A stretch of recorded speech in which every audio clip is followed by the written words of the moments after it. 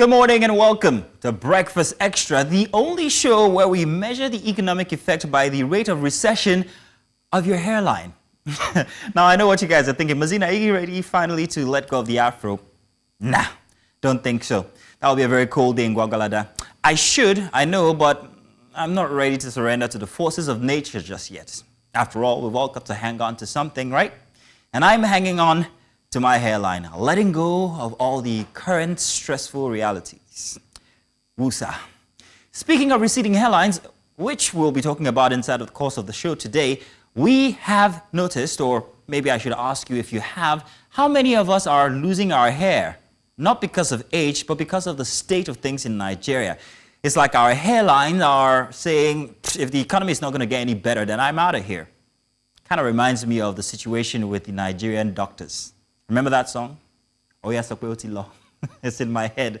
But wait, before you all start looking for wigs, there might be hope on the horizon. Now, according to latest report, Nigeria's inflation rate has dropped for the very first time in 19 months.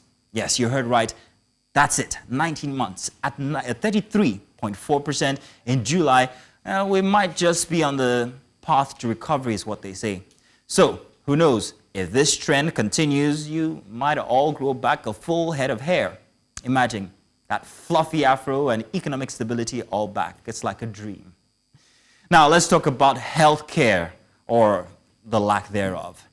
I'd advise you to stay healthy, folks, because falling ill in Nigeria right now is like signing up for a scavenger hunt to find a doctor. But President Tinubu just unveiled a policy to bring back 12,400 jackpot doctors. But until then, hey, it's you're on your own. So hey, please, let's make a pact. Let's just say the headlines, yeah, they can, or rather the headlines can go, but hang on to your health. Yeah, at least until the doctors return from their extended vacation abroad. And speaking of the past, can we talk about the recent clampdown on protest funds? Now, the government blocked a whopping 83 billion naira and arrested political collaborators unnamed. It's like they're trying to give us one more reason to protest. Well, not me, the youth, actually. But hey, like as if we don't have enough already making our hair fall out. But don't worry, guys, because today's show isn't just about doom and gloom. We'll be taking a colorful detour to explore the Igbo culture of the August meeting, where women come together in a burst of festivities and vibrant colors. It's like a festival of life itself. Exactly the kind of energy that we need right now, to be honest. So stay tuned, because it's going to be a very fantastic show ahead with me, Mazina Appeal, and my lovely co-host, Judith Atibi, who was very excited when we agreed to talk about the August meeting on today's show. So Judith, I don't know, is there any particular reason why you're very excited about the August meeting? Yeah, because I dressed in occasion. Hey, are we marrying you off? No, but seriously though, I love culture without a question of a doubt. And any opportunity for women to come together to contribute for good for the society, I am down for it 1,000%. And so I'm very excited for August Indeed, meeting. we all are. So viewers, let's dive into Saturday edition of Breakfast Extra and make sure that at least we leave with a smile and maybe a few extra strands of hair. Stay tuned. Up next, the dailies. Good morning, everyone, and welcome to Breakfast Extra. It's that time of the morning when we dive into the day's headlines, taking a look at what the front pages have in store for us on this fine Saturday morning. But before we get into the dailies, let's give you a quick preview of what's coming up on the show today. We'll be discussing the concerning shortage of doctors in our healthcare system, a situation that's leaving many Nigerians in a bind. We'll also take a deep dive into the rich tradition of the August meeting, exploring how this cultural gathering continues to shape the lives of Igbo women and the community at large. And if that wasn't enough, we'll be analyzing the government's recent crackdown on protest financiers and what it means for civil liberties in Nigeria. Plus, we will touch on health and wellness with a special segment on alopecia, because whether it's hairline or healthcare, we've got you covered. So without further ado, welcome again to the program. And Mazino's on standby. He didn't get the memo, sorry. What's the memo? Trad? They wouldn't let me. You'd have done maybe an Ankara monkey suit. Yeah. I call these monkey suits, but people say don't call it that. But I'm a kid of the 80s, so don't blame me. You're looking fantastic, by the way. I do my best. Thank you so much. I'm so excited. I can't wait to talk about... Yes, well, we're shipping her off to the east after this show. In any case, let's do the headlines this morning from the front pages. And we're going to be starting from, let's say, the Vanguard newspaper. This morning, the Vanguard newspaper's got these headlines here. Federal lawmakers should be prosecuted, say Nigerians. This is in regards to the 21 million naira jumbo allowance. Say their allowance is scandalous. They're insensitive to the hardship in Nigeria. No positive impact of their laws on lives of people. At the top for the Vanguard this Saturday, we've released one presidential jet to Tinubu. Chinese firm says it's ready to negotiate with Nigeria. They're like, okay, just use it for this weekend. Well, come on, collect it back. Edo gubernatorials, let's focus on development, not tribe or zone, says Akpata, that on page 12. And Ighodalo threatens 20 billion naira suit against Oshiomhole on page 8. And why Tinubu can't sack Umar, CCT chairman, by press statement, say stakeholders, and what lawmakers want incoming CJN Kekere Ekun to do. On health, 15-year-old wins top honor for skincare breakthrough. Marijuana smokers prone to head, neck cancer, say studies. And that's all the headlines for the front page for the Saturday Vanguard. We'll move now from that to the Punch newspaper. And the first one that comes at you there, seized presidential jets. Nigerian policemen detained, brutalized our top officials, alleges a Chinese firm. Police deny involvement as Ogun declines comment. You can find that story on page 4. At the top there, FG threatens to withdraw few marketers' licenses over hoarding. That story is on page 7. Right next to is shock as videos photo link gun runner to government officials.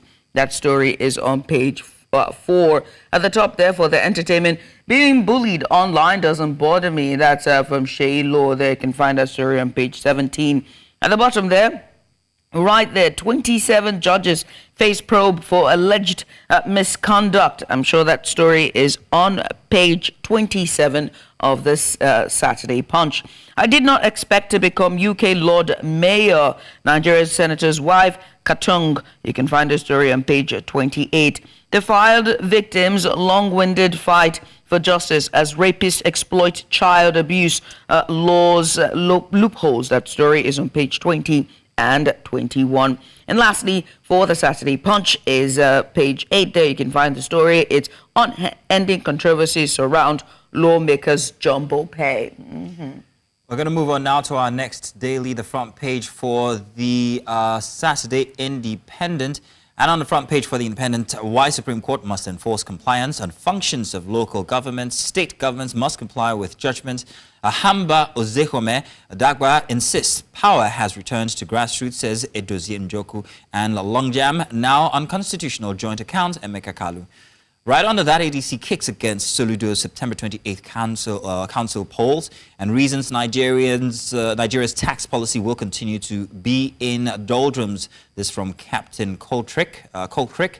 And Chinese firm releases Nigeria's seized presidential jet. Plenty of talk about the jet and its return.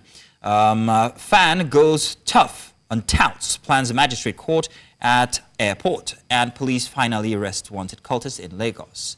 And finally, for the Saturday Independent, Lungu Boy, why every artist is entitled to his art. But of course you are. Of course, it's called creative license. Yeah, We move now from Saturday's Independent to the Nation for a Saturday. The very top there is called, the very top headline there is alleged misconduct, 27 judges face NJC probe. 5 on pre-sanction watch list register over poor performance. Body discards petitions against Justices Dobang and Massans and others. You can find that story on page 7. FAC disburses 1.358 trillion naira in July 2024 Federation accounts revenue. Federal government gets 431 billion naira, states 473 billion naira, and local government areas get 343 billion naira. You can find that story on page 4. Chinese firm releases 1 aircraft as outrage grows over seizure. AGF, Foreign Affairs Minister Flay action. Ogun sheds light on contract with firm. You can find that story on page 3. At the bottom there, U.S. court slams 3 life sentences, 76 years imprisonment for Nigerian accused of rape. That story is on page 11. At the bottom there, INEC, no discrepancies in 2023 presidential election result. That story is on page 5. At the right next to it, Uluwo's wife for Diaz, my husband is very, very romantic. That story is on page 23. And at the bottom there, just a bit of a light read for you for a Saturday. Intimacy expert shazzling religious leaders among my clients. Well, they do have an intimate life, don't they? Don't we all? Anyway. Malawi. let's leave Nigeria and go to Malawi. Take a few headlines from the Malawi news. A couple hits the eye. What's inside mining deals? Plenty of talk about mining activities in Malawi and how people, locals, endanger their lives just trying to make a living from the little they can make, while billion-dollar companies actually make even more. And at the top there for the National Peace 2024 PSLCE JCE exams result out. Apparently last night was result night. And opinion, there should be meaningful community engagements. That's all for the Malawi news this morning. And that's all of the stories, or rather all the headlines and front pages we can take from today, both in Nigeria and outside of Nigeria. Let's get ready for our first big report after this break. Or maybe it's a story. Yeah, stay with us all the same. And you're welcome to the show proper. Now, in a move that has sparked widespread debate, the Nigerian government, well, it recently blocked protest funds amounting to 83 billion naira and arrested several political collaborators, though unnamed. These actions, aimed at curbing what authorities describe as attempts to destabilize the country, has raised significant concerns about the implications for civil liberties and the right to peaceful protest. As the government tightens its grip on dissenting voices, many are questioning the broader impact of this crackdown on democratic freedoms in Nigeria. And so the controversy has also ignited discussions around the legality, and ethics of such actions, especially in a nation where protests have historically been a powerful tool for social change. Now, with the lines between national security and individual rights becoming increasingly blurred, the situation calls for a thorough examination of the motivations behind these actions and their potential consequences for the future of Nigerian democracy. So joining us to delve deeper into the issue is Justice Ojeno, a political analyst and lawyer, friend of the House here with extensive experience in constitutional law and also human rights. Welcome to the show. Good to have you on this morning. Welcome. So, Justice, let's begin first of all by asking what you thought when you heard about these unnamed collaborators getting arrested and 83 billion, not million now, 83 billion naira blocked. Your first thoughts? It's unfortunate. It's government, again, using or abusing its awesome powers. Americans will say, don't fight the feds. And it looks like that's what we are seeing in Nigeria again this time. Okay. Yeah, go on, please. Okay, I think it's very, very unfortunate. And as much as possible, we should ensure that we guard against the use and abuse of these governmental powers. And as much as possible, too, the judiciary should show some more level of courage in holding the government back in their barracks, especially when it comes to trampling on the constitutional rights of the citizens. Do they have the right to actually block these funds? Does the government have the right to do so? Eventually, it will be at the end of the ventilation of the matters at the judicial level. That's when we'll be able to know whether they actually do or not. But in the interim, on the surface, I think that in anything we are doing, I, as a lawyer, as a person that will always side with the people or with the average person, and as journalists and as the average Nigerian, we should always give the presumption against the use of awesome powers as we presently see. So on no occasion should we naturally, by default, tilt to governmental powers, because we know that it is usual, it is in their custom to just say, to blur the lines between national security and individual human rights to protest. And I think that this is what the government is doing in this situation. And if the judiciary is courageous enough, it will always be interpreted in the interest of the protesters. You are a legal practitioner. Do you see the judiciary ever be courageous enough? To a large extent, yes. Let me use some instances. We saw that in Lagos State, for example, there was an order restricting protests to 2 places. Unfortunately, that order, of course, it was just for 7 days in the interim, and another judge was approached and it was extended. But I think in Abuja, there was the same order, but the second judge refused to extend it. So that's some level of courage, despite the fact that we know that it is so unfortunate that the mode of judicial appointment, especially in the recent times, has not been, I dare say, fair. Because it has almost been a situation where it depends on your last name. It depends on the kind of blood you have. It depends on whether you have the blue blood, the royal blood. If your last name is not reminiscent of some name that has some history with the judiciary, you almost will not be able to start your journey on the bench. And it's unfortunately so, because there are so many other intelligent Nigerians who can also do a good job and be independent at it. I have to ask, and for the sake of our viewers, I need to ask, is financing a protest illegal? You know, is it a crime? Absolutely not.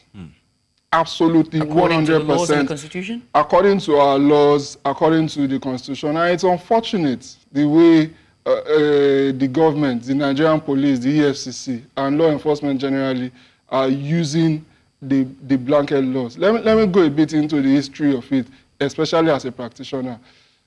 It used to be that the EFCC will interpret some sections of the EFCC Act and say that, okay, they will just give instructions to bankers directly to freeze some certain accounts. They will just write a memo to them or a letter to the banks and say, freeze so-so accounts for us because we are suspecting that they may be proceeds of crime. Then, of course, a lot of lawyers and clients took them to task and took them to court. And the court reinstated that the power to punish the average Nigerian, because the right to property is contained in section 43 and 44, and it's a fundamental human right for every Nigerian, not just every Nigerian, everybody that finds themselves in Nigeria to enjoy. So the court then said that under no condition should anybody be deprived of his ability to be able to use his property the way he wants to. A bank account is a property. Your money in your account is a property. So, except if it is the judiciary that says so. So because of that, EFCC then didn't have the power to just tell the banks that we hereby freeze this account for suspicion. So they had to go and get a court order in order to be able to freeze certain accounts. But what we have seen in recent times, even before these blanket terrorism freezings, what we have seen as practitioners is the police, they will put the cart before the horse and do prosecution before investigation. And what they will do is they will seek an order of the court to freeze certain accounts because they are suspecting them of suspicious activities. But when I say certain accounts, it is not 1 or 2 people. It is 500 people. It is 3,000 people. And they have not conducted investigation at all. So you're saying they have no rights to freeze an account without cause? Yes. And they are not even conducting investigation to be able to ascertain cause. They will freeze it first, and then they will, after freezing it for like 30 days or 60 days, they will go back to the courts to renew the extension of the order for continuous freezing. Yeah. I'm even talking about before this situation. Right. So Nigerians have been suffering serious injustice, even before this, in quote, terrorism financing.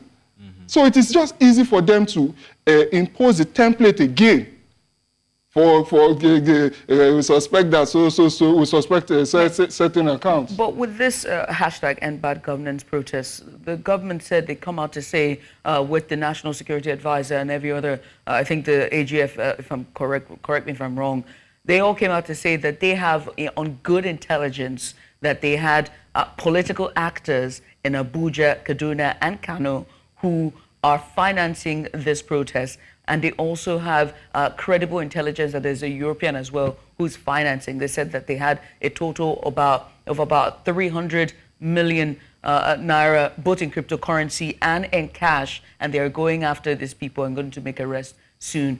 And so, with this case, they say they have intelligence. What do you say to that? Even if they have intelligence, financing a protest is not a crime.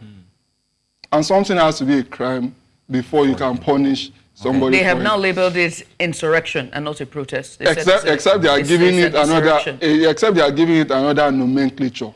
Except they are trying to drag it into something, a crime that is chargeable. So it's call a dog a bad name to hang it. Unfortunately so. But when you compare their reaction to the protests and financing and everything here, the End Bad Governance protest, in comparison to 2020 when we had the End SARS protest, how would you compare these two responses from the two different governments? Okay, the thing is, the End SARS protest too, the persons who, in quote, financed didn't go scot-free. They were also harangued. They were also really, really haunted. Some of them had to japa to other countries, if we check the records very well. So they were not also free. So this level of harassment and trying to deprive the average Nigerian citizen of their constitutional rights didn't actually start today.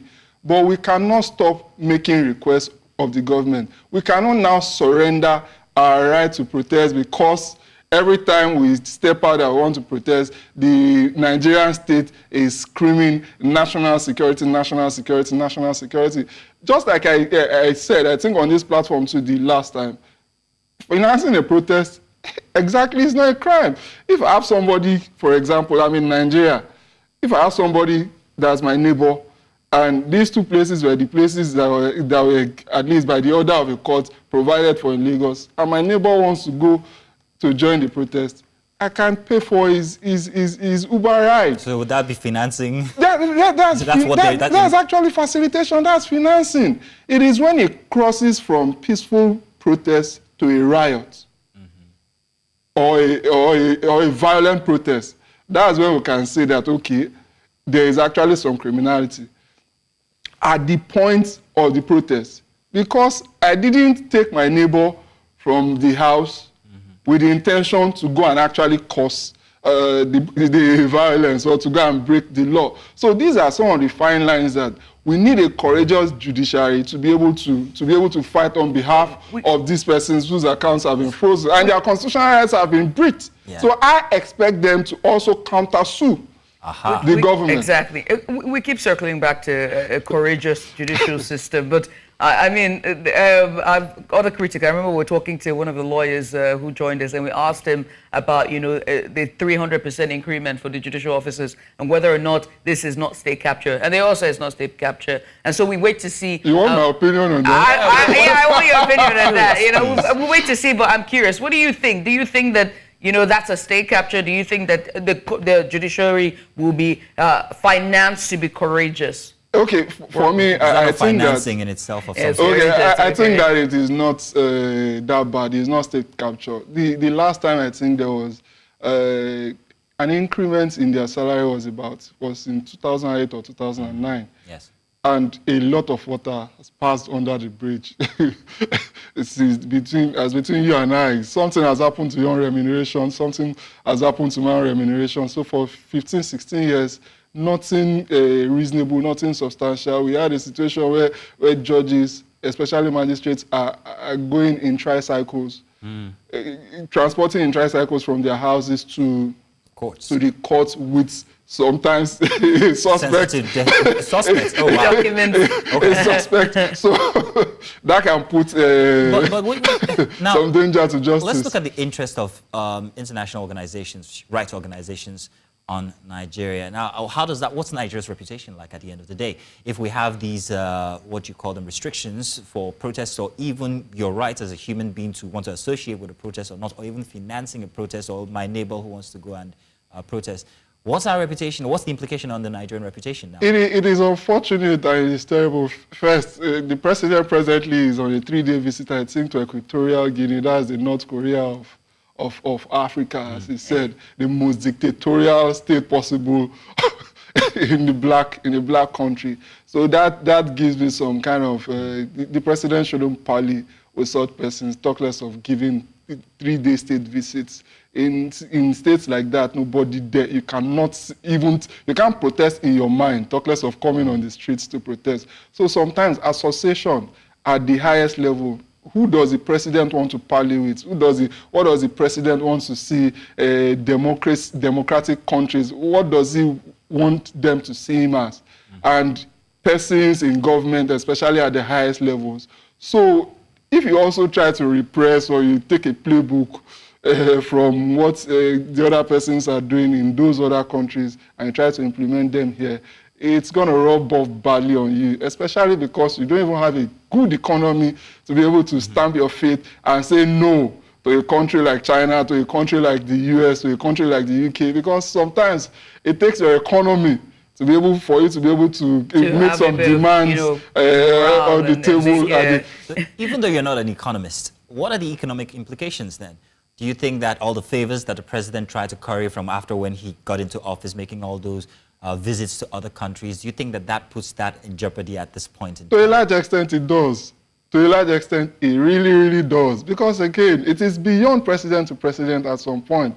We must know that a state like the US, for example, a lot of what the president does is it is the Congress and the Senate that actually forces them to do it. And the way sometimes the Congress gets influenced is when Nigerians from here talk to their Nigerian persons in maybe a state like Minnesota, and the Minnesota Nigerian citizen, dual citizen, goes to meet the congressman in Minnesota. Yeah. That one then goes to escalates it to Congress. We saw that was what some people like Showore enjoyed extensively when congressmen starts pressuring their executive, starts pressuring their Department of Justice and their equivalent of Ministry of Foreign Affairs. And those ones in turn start pressuring our Ministry of Foreign Affairs. And those ones in turn start pressuring our president. Sometimes, in fact, this is the playbook of how international influence goes. Yeah. So that is why, as much as possible, we cannot have a bad image.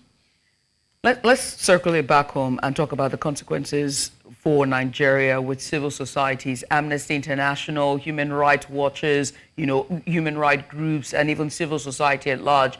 What are the consequences for us with moves like this, where you are naming a dog a bad name and you're going after financiers and cracking down heavily on dissent, or their relationship or their distaste for dissent?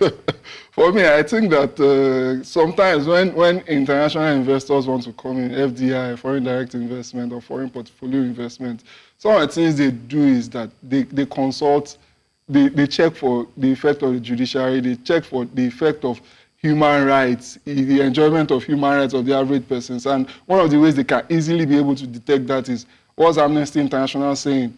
What if I make a mistake? Or if I don't even make a mistake, if these people want to haunt me, do they have a strong judicial system in order to be able to enforce my rights? And they will ask this international organization, what's the Amnesty report? That's what all of them. Then United States Department on Human Rights and things like that. So we must also be very, very careful and ensure that we don't leave a bad taste in the mouths of these organizations who are the, in quote, first responders. And it's unfortunate that we don't even have a good history with Amnesty International. Well, not at the moment. Not at all.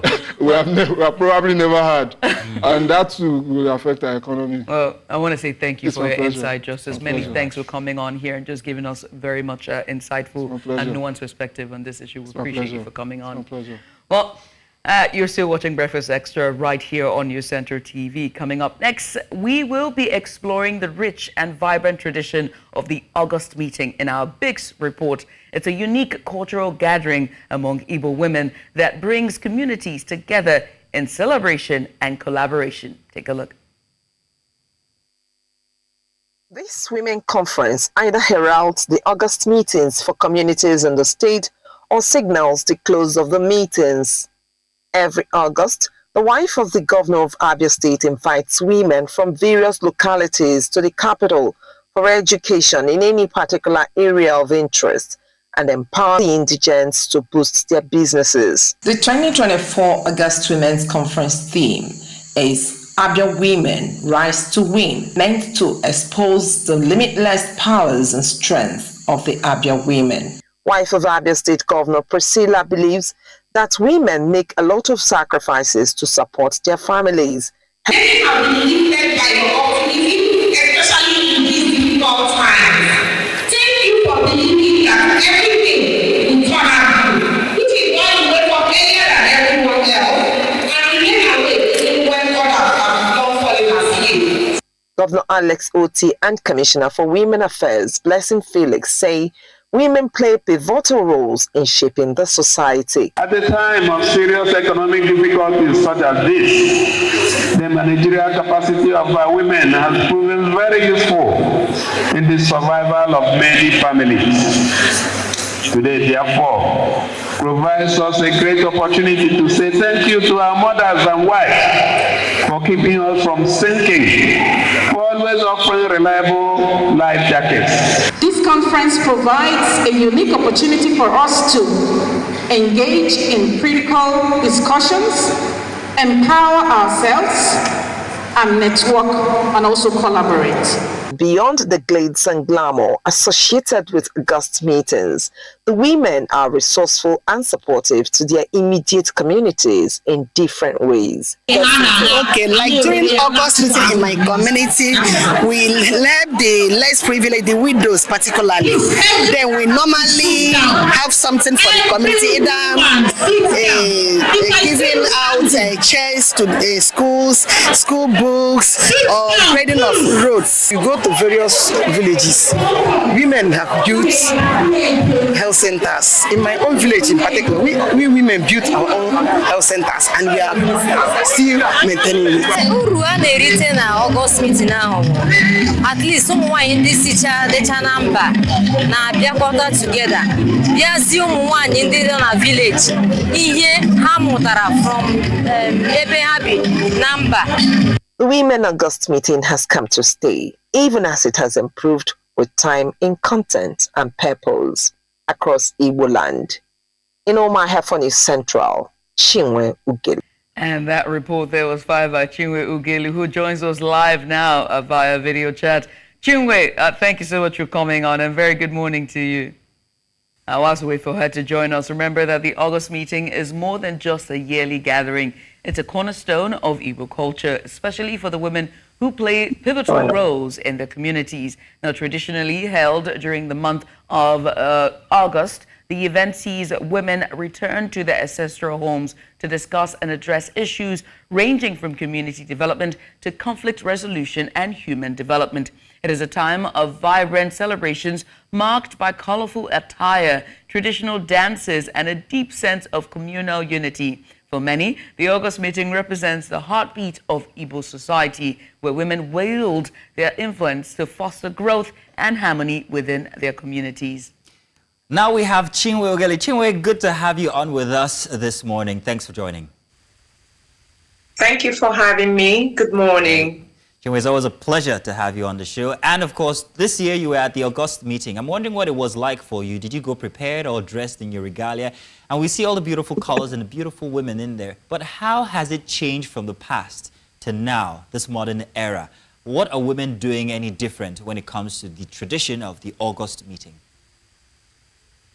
Okay, first, I didn't go prepared. I wasn't part of the meeting. I went to cover an assignment.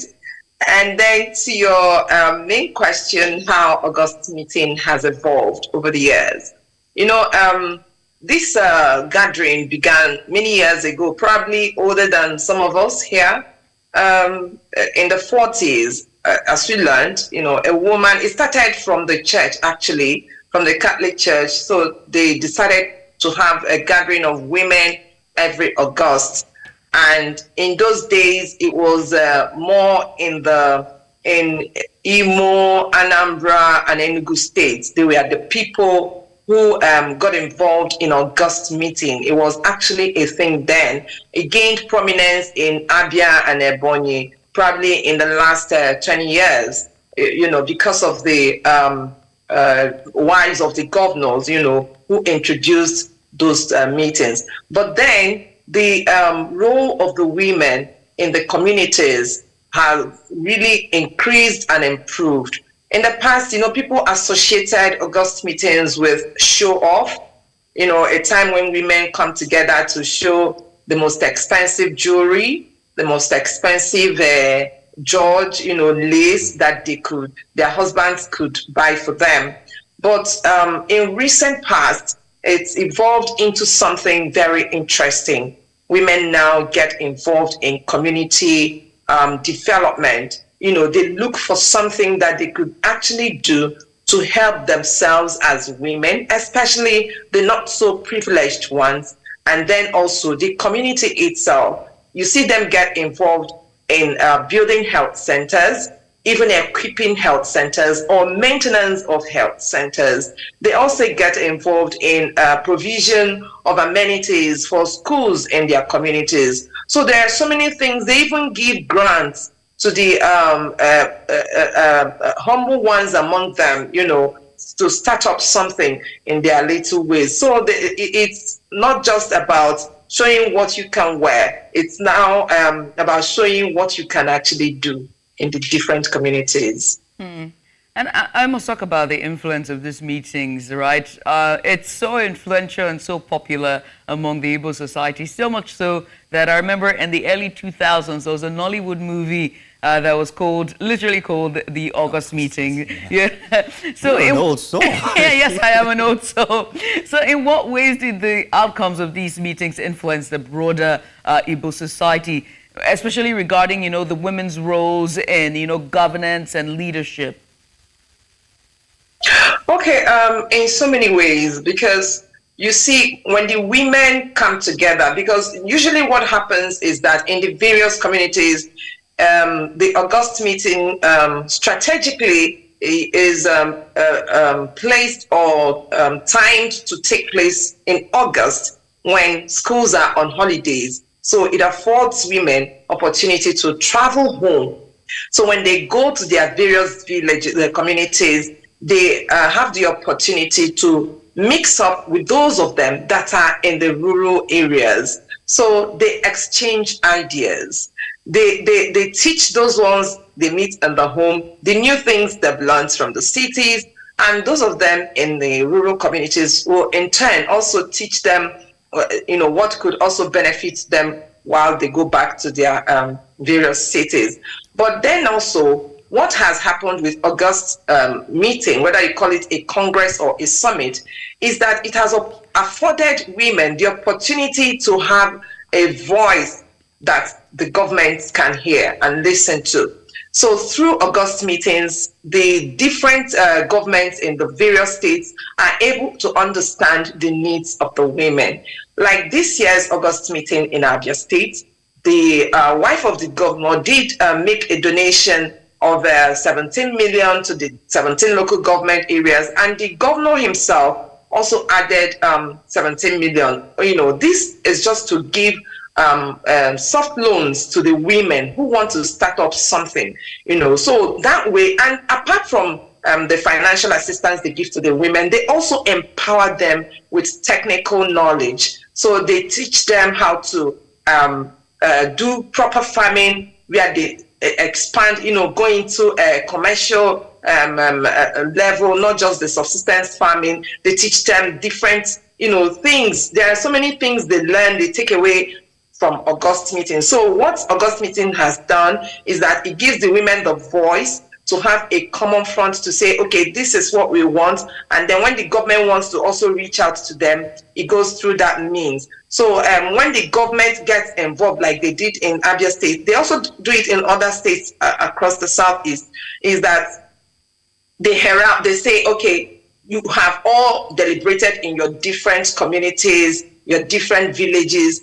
now government is going to, sum it up by giving you this or telling you this. So they set an agenda for the next year's August meeting. When they are coming next year, they are probably not going to be talking about what they talked about this year. They are going to extend, move a step forward from where they were. So that is what August meeting has done. It has helped. It has even given the men a push to do more, because if the women can bring themselves together to do something for the community, not just for themselves, there's no way the men will not do something. So it's a positive, it's a win-win for the community and for the church. And remember, it happens just within a week. Whatever, anytime August meeting comes up, it's within a week, actually 3 days, because the first day is at the village level, second day is at the community level, and then the third day they go for Thanksgiving in their various churches. So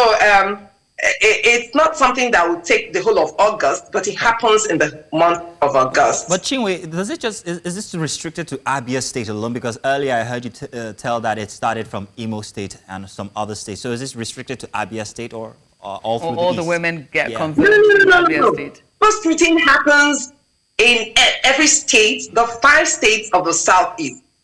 Every community has its own August meeting. So they will do it at the village level, where the women will say something. In fact, it has even become competitive in some states now. So some communities will say, okay, those of you that returned from Abuja, from Lagos, from Owerri, from Kaduna, okay, come and show us how to cook this meal, or how to farm this, how to do this. So it's a competition, a very healthy competition amongst the women coming from different states or different towns across the country. So it happens in all the states of the Southeast, in all the communities. It's not restricted to Abia. It actually came last to Abia, if you ask me. So it gained prominence in Abia just a number of years ago, but it's always been there in Anambra, in Enugu, and Imo states. Chinwe, I'm really glad we're having this conversation, because if there's one thing that's certain is that there's been a misconception or misinformation. So I will say misconception about August meeting and what it represents for the Igbo women. But most importantly, that's just one of the challenges. What are other challenges that the women face in trying to converge together and trying to find a balance between, sticking to the tradition and carrying the tradition forward, and the advent of social media and modernity?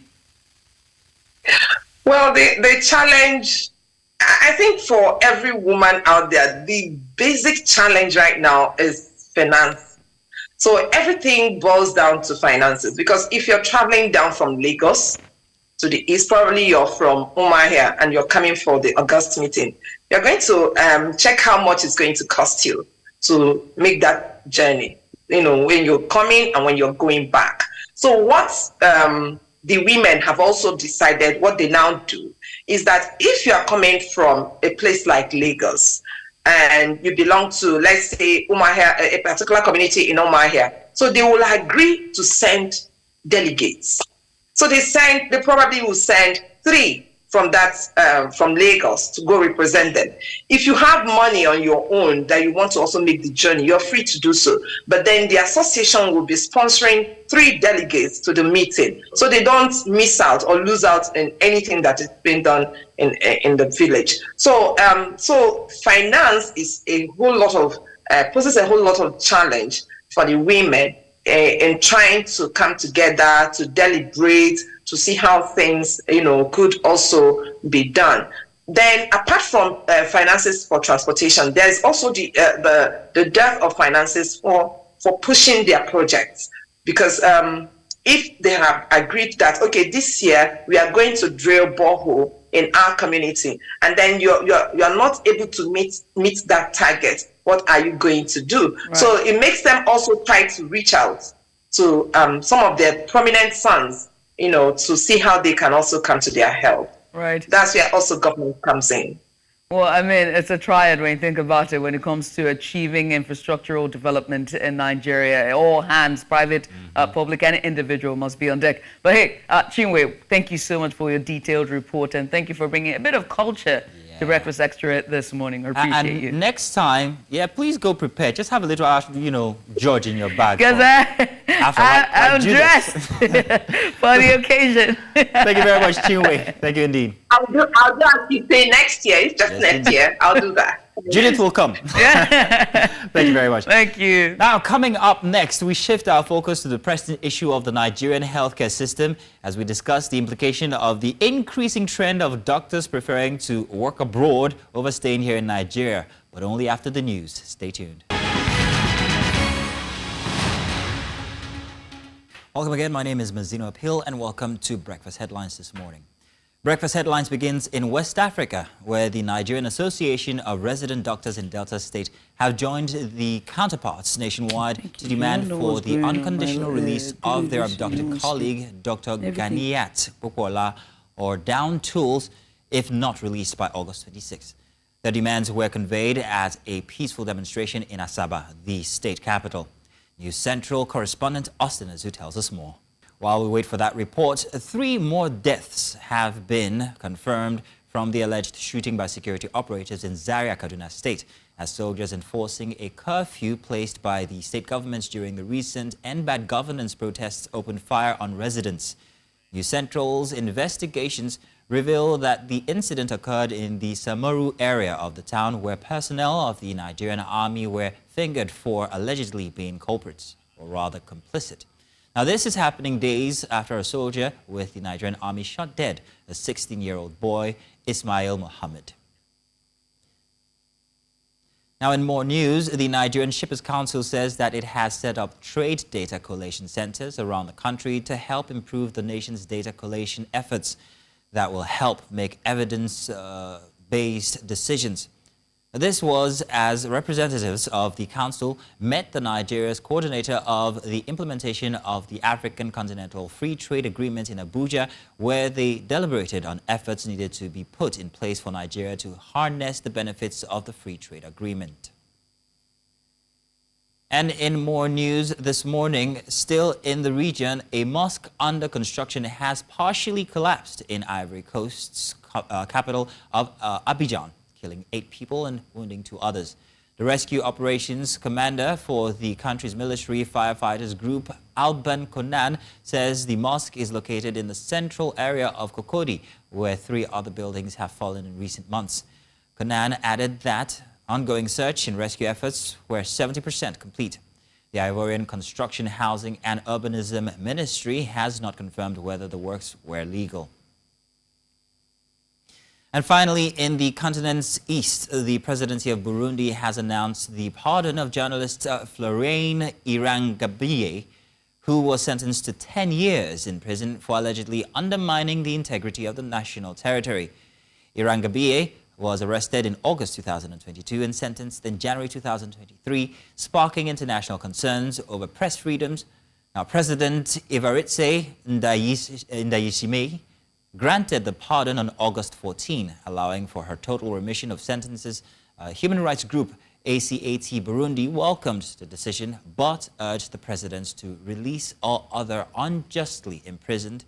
Now, the case had drawn international condemnation, with the UN voicing concern over her imprisonment for simply doing her job. Burundi remains one of the poorest countries globally, ranking 108th out of 180 for press freedom. And that's all the news this hour on the headlines. Do join us for more after. But inside of Breakfast Extra, we'll have the strips coming up next.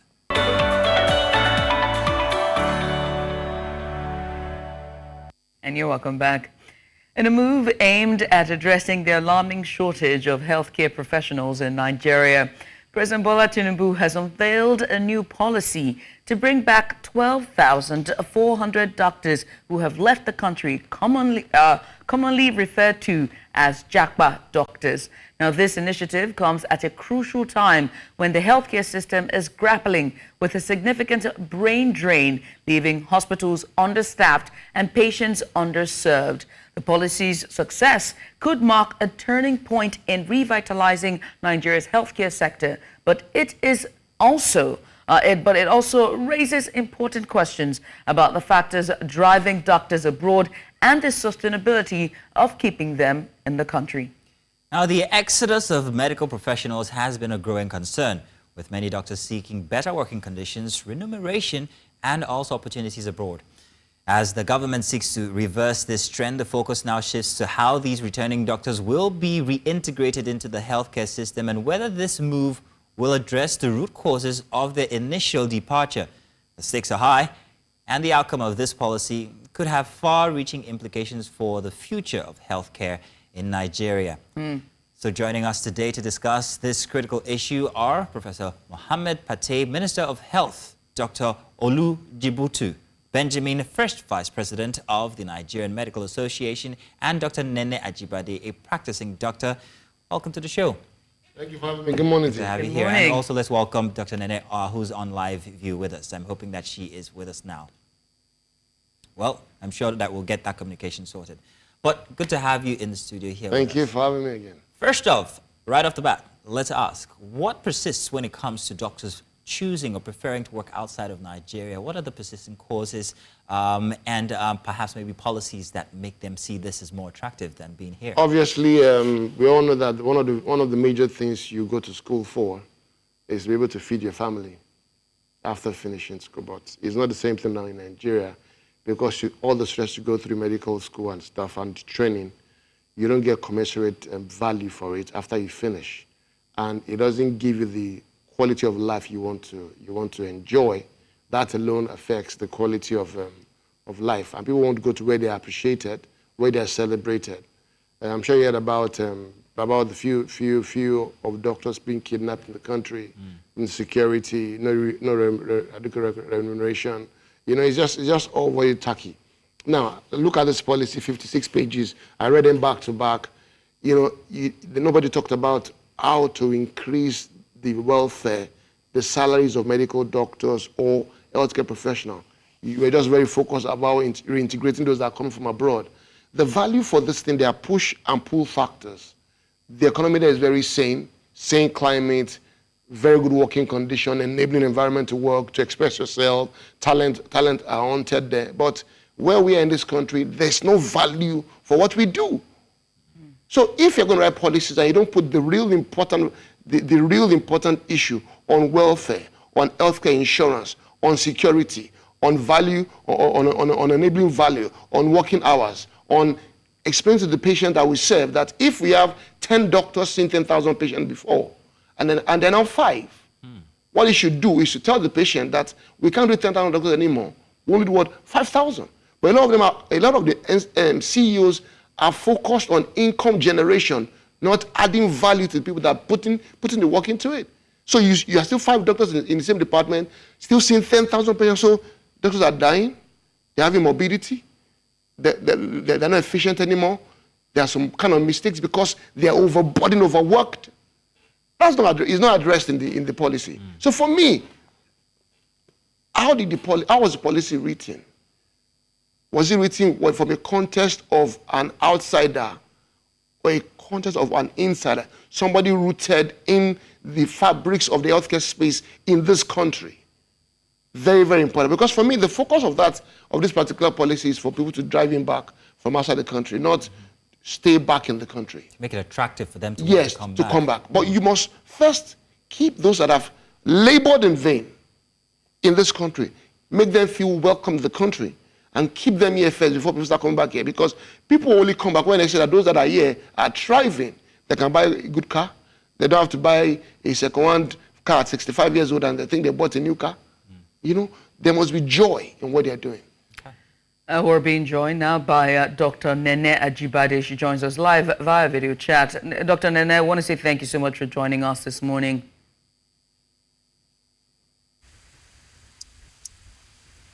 If you can hear me, Doctor. Yes, I can. Can you hear me? Loud and clear. We said thank you so much for joining us. We just spoke to the first vice president here in the studio, and he's telling us about, you know, the policy that is being approved by the president for Jackpot Doctor. And he was saying, you know, that for things to be better, they also need to look at the doctors that are here walking in vain, quoting him there, that for them to improve the conditions of the doctors here. Let me ask you, you are a doctor who had to opt out of Nigeria to go work abroad. And for that to change, for you to come back, what do you want to see change with the system if you were to come back? Thank you, first of all, for having me here this morning. The question really is, what is on ground for us to return to? I like to applaud the policy because it shows that somebody is thinking for a start, but I believe that there is a lot to be done still. And I agree with Dr. Benjamin. If I am going to return to Nigeria, I need to find out what is on ground. And basically, the major things I want to see is security, rooms for professional development, opportunities for growth, safety for our children and our families, and of course, quality of life, and access to good health care. I have tried to go through the policy, 56-page document, like you said, but I'm not, I didn't see enough to make people want to come back. Yes. So maybe in the implementation, we will get to know a lot more. Okay. So now let's talk about these policies and how different they are from the policies that obtain where you are, or for other doctors who might be across maybe the UK or US. What policies in these countries make it attractive for them to want to go there? I think Dr. Benjamin has already noted for us why Nigerian doctors don't want to stay there. So why do doctors prefer to be outside the country? So I'll start with myself. I finished medical school, wrote the exams to do residency training, and it was all about who you know, in quote. I knew nobody in Lagos. Unfortunately, I was married and my family was in Lagos, so going outside of Lagos was not really an opportunity, or it wasn't even on the list, because it meant I would be shuttling between wherever else and home. And I tried LASU, I tried Luth, and at some point in one of my interviews, I was told that I'm not from Lagos State. I should go back to where I'm from. Oh. I was born and brought up in Lagos. Yes, I lived all my life in Lagos. I don't even know where my village is, where my parents come from. So to be told that for a start was like a shocker that, oh, come, girl, you're not wanted here. So if I couldn't move on to the next level in my career, that was a big issue, and simply because I didn't know somebody or I didn't have the right connections. And I just needed to write exams, and I got accepted here, and I was able to continue my training. So number one, like I said, professional development, training opportunities is a major factor. Why do I have to know somebody in the system to be given a residency placement? Why does that happen? Why is that the case? So first, corruption is a major issue. And I think as Nigerians, if we begin to tell ourselves this truth, the way corruption has eaten deep into our system, even healthcare, it's somewhere to start from, for a start. Let me come to you, Doctor, here in the studio, Dr. Benjamin, and ask about the policy. Can the policy address, the core issues that we have, that we're seeing in terms of brain drain? You said you've read it page to page, all 56 of them. Can it address the core issue of brain drain? That's the first question. I need to marinate on that as I bring this other question, which is, you said that, they have to think about those on ground as well. Correct. So what incentives will be necessary for those that are on ground, the doctors on ground? So I liked what Nene was saying about professional development. So you finish medical school, you want to go for residency, increase the space, let people come in, obviously. If people come in to do residency, they're more bonded, they have more training, they are more specialized training. That is a core policy you need to do in Nigeria. You talked about increasing the number of medical doctors by doubling the intake of medicines. Now, this is a policy, I had the Honorable Minister of State said it a couple of months ago, that they're going to increase the intake of people studying medicine to universities. But they did not talk about the intake of those that would train them to make them doctors. So you increase the capacity of medical school, no infrastructure, no hostels, no basic training for them, no visiting, no lecturers, no doctors to train them. That's one issue. Number two is you're talking about What is the salary remuneration? How do you plan to increase the salaries? Is it monthly? Is it yearly? How do you, because one of the things that people work for is their take-home pay. I've told them, I've advised them many, many times.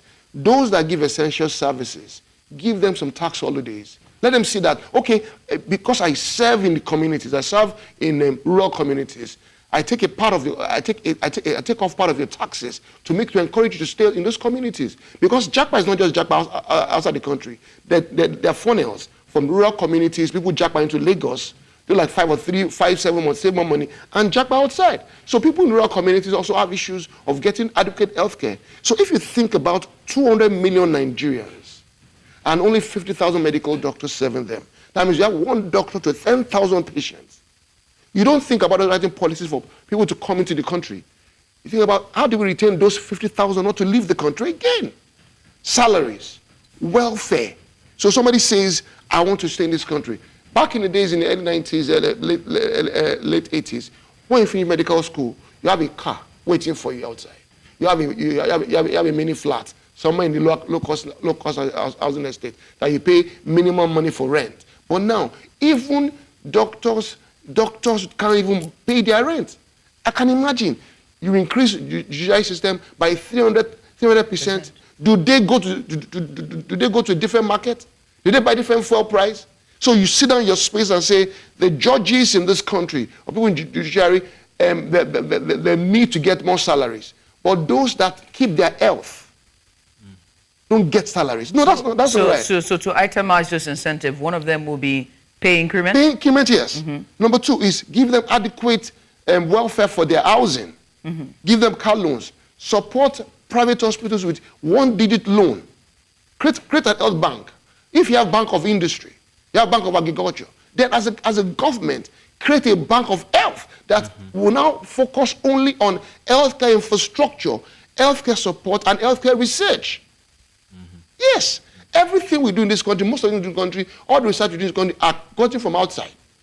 Why can't we have our indigenous research team and we have the most brainy, passionate doctors in the world? Anywhere they go to, they excel. But you're not supporting them here, so you're not creating an enabling environment for them to work. Salary increase, very, very important. Let me give you a story. Commerce salary was increased last year. We've not gotten the arrears since January. Then we're saying, we will do it, we'll do it. Now, if as a country, as a government, you are not truthful to what you are saying, how do you want people outside to come to the country? So they'll just think it's all verbose. You just create the policy again for panache. But are you really truthful about it? I tell them one thing. Government must be true to their word. If you say we have renewed hope, let the hope be truly what? Renewed. Okay. And so for the document, the policy from, again, page 1 to 56, does it address the core issue of brain drain? It doesn't. It cannot. It will not address it. It doesn't. Dr. Nene, you've also read, or you've tried to read all 56 pages. Does the policy say anything about, or does it address anything regarding medical tourism? And I mean now our high-ranking socialites or even politicians leaving Nigeria to go outside the country for medical reasons. Does it address anything in that stead? Does it even talk about perhaps maybe making better infrastructure here in Nigeria, like Dr. Benjamin just noted? You know, there's a deficit of that. Does it touch on that at all? And what could it do in that respect any better? It doesn't touch on it at all, so far from what I've read. Really, I mean, if I take you back to the earlier question you had asked, and you're talked to what obtains here that makes it attractive for us to want to come here, and then compared to the policy in itself, and what else could they look at doing, and the brain, and then the medical tourism that you've talked about. The reason people come here, whether as doctors or whether as patients, is because of access to good professional care, the best actually that is available that you can afford to pay for, and then access to medical healthcare facilities, adequate equipment to be able to treat properly, to do appropriate tests, and to make the appropriate diagnosis. You are only limited as much as you can investigate. If you can do more, then you can potentially say this is what is wrong and this is the way to go. And then, of course, there is that drive to want to do more, to always advancing in technology, the next level of healthcare, the next level of treatment.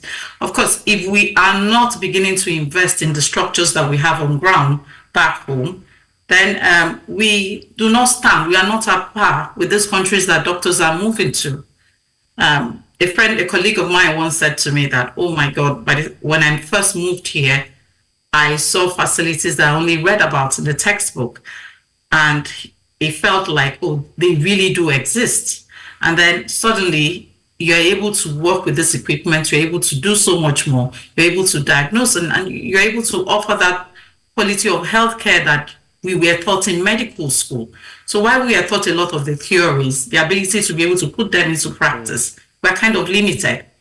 So if we do not have these facilities and equipment on ground, clearly we are not able to offer the best healthcare. So clearly people would always leave. Unfortunately, the people that leave to access healthcare outside of the country are the people that have got access to funds because it doesn't come cheap. So I don't know if I've been able to address the question. Oh, yes, absolutely. So in terms of yes, you have indeed. And it seems like Dr. Benjamin wants to add a couple here. Thank you, Nene, for what you said. So there is a machine called PET-CT. I was in Turkey a couple of years ago, and I see people that have cancers get remission because they get to see the cancer at stage 1. It's called PET-CT scan. It's very, very, we don't have anyone in this country. Now, so you have people that now see their cancers at stage 4, stage 3, where they're going to eventually die. If we talk about medical tourism, and we are sure as a country, as I said, how much are we investing in the infrastructure, the core, that makes the training easy, makes the impact on the people a lot good. People leave Nigeria to go and do radiotherapy in Ghana. So we are taking our money from the country outside because we don't have proper cancer care in this country. The only functional cancer care that I know that is working well is NSI in Luth. How many Nigerians can access it now? And we have increasing cancer. So it's important we put all together. And there's no addressing it. So if you want people to seek healthcare in this country, you address the policy that makes patients feel good to go into the hospital that are owned by government or that are in Nigeria and said, okay, the doctors are good, but do they have the equipment to make it easy for them to serve us as citizens of this country? Because our right to health is important. 2 days ago, medical students leaving Maiduguri, going to Borno, were kidnapped. I think it was Benin. No, they're going to Enugu. Okay. So between Enugu and Otukpo or Benin. Yes, Benue State. They were kidnapped. Do you tell some of them? Yes. So how do you want people to now stay in this country that we are not sure of going home and coming back next day? A doctor was maimed in Enugu. Dr. Popola has been kidnapped for 8 months in Kaduna. We don't know where she is. So those are the things that they're not addressing in the policy. It's important we address the right things so we can be truthful to ourselves as a nation that we are ready for change. It's not rhetoric. Remuneration, infrastructure, yes. But it seems that the number is very specific. 12,400. Is it that they've actually reached out to these doctors, and these doctors are considering why that specific number? Are they sure that these people will come back? That's why I'm telling you that the policy was written from the outside, not from the inside. So how do you know that you have 12,400 doctors to bring in? So I want you to think about it well, that you are not talking about retaining the ones you know actual numbers by Nigeria, because you have Medical and Dental Council of Nigeria, MDCN, that registers doctors every year, so you can access their data. So you know the number of doctors in Nigeria. But you can't access data from people abroad. It's just speculative. How do you know that you have 12,400 that wants to come to Nigeria? So obviously the policy was written for some people, not for everybody in Nigeria. For me, sir, it's important we are sincere to ourselves as a nation. We're not serious yet. The budget for healthcare is even very, very abysmal. Speaking of seriousness and the state of the nation, I think it's very important for us to put into context the type of workload that the current medical staff is going through. So I think, let me ask a question. With the exodus of all the medical doctors that are exiting Nigeria in truckloads and I don't know the numbers. Yeah, in planes. 12,000 in planes. You know, there we go, in planes. What is the workload like for doctors? Just to put into context for our viewers at home. So let me explain to you. I said it before. So a clinic that runs and sees 1,000 patients a day, that was run by 10 doctors before, now is being run by 3 medical doctors. So think about yourself. So you have 1,000 doctors seen by 3 doctors. And the government and the CEO of the hospitals didn't tell the public that our doctors have reduced in numbers because we're not paying them enough. They've left for the other greener pasture. Can you reduce your coming to clinic and stagger the appointment and make it 500 patients or maybe 300 patients to make them being seen adequately and don't kill the doctors? We lost doctors doing ward round. They fell down and they died. A doctor was doing surgery in Benue State University, orthopedic surgery. He was in theater, collapsed and died because of stress. A doctor finished doing 3 CS over the night in a Boeing. In the morning, he didn't wake up on the bed. So there's stress. So people that have underlying medical issues, because of the stress workload, the medical issues are aggravated. Doctors are having kidney failures now. They're having heart failures. Doctors are having issues with their pulmonary embolism. It's important we address the push factor, not only the pull factor. Well, doctors, we want to say thank you. Yes, we want to say thank you very much. And Dr. Ajibade, finally, will you come back to Nigeria? Well, I don't know yet. I'll be sincere. Please come back. Let's leave it there. We need you and whatever it takes. Come and serve your motherland or your fatherland. Thank you again, Dr. I would Benjamin. very much want to, Yes, but like I said, there is a lot that we would like to see on ground, and Dr. Benjamin has highlighted a lot of things on ground. So, yeah, thank you once again, Dr. Ajibade and Dr. Benjamin, for being with us here, and we appreciate your presence and insight. Thank you for having me. Now, coming up next, we'll be shifting into discussions still on health and what affects many people these days, which is a phenomenon called alopecia. It seems like a medical show today. Stay tuned.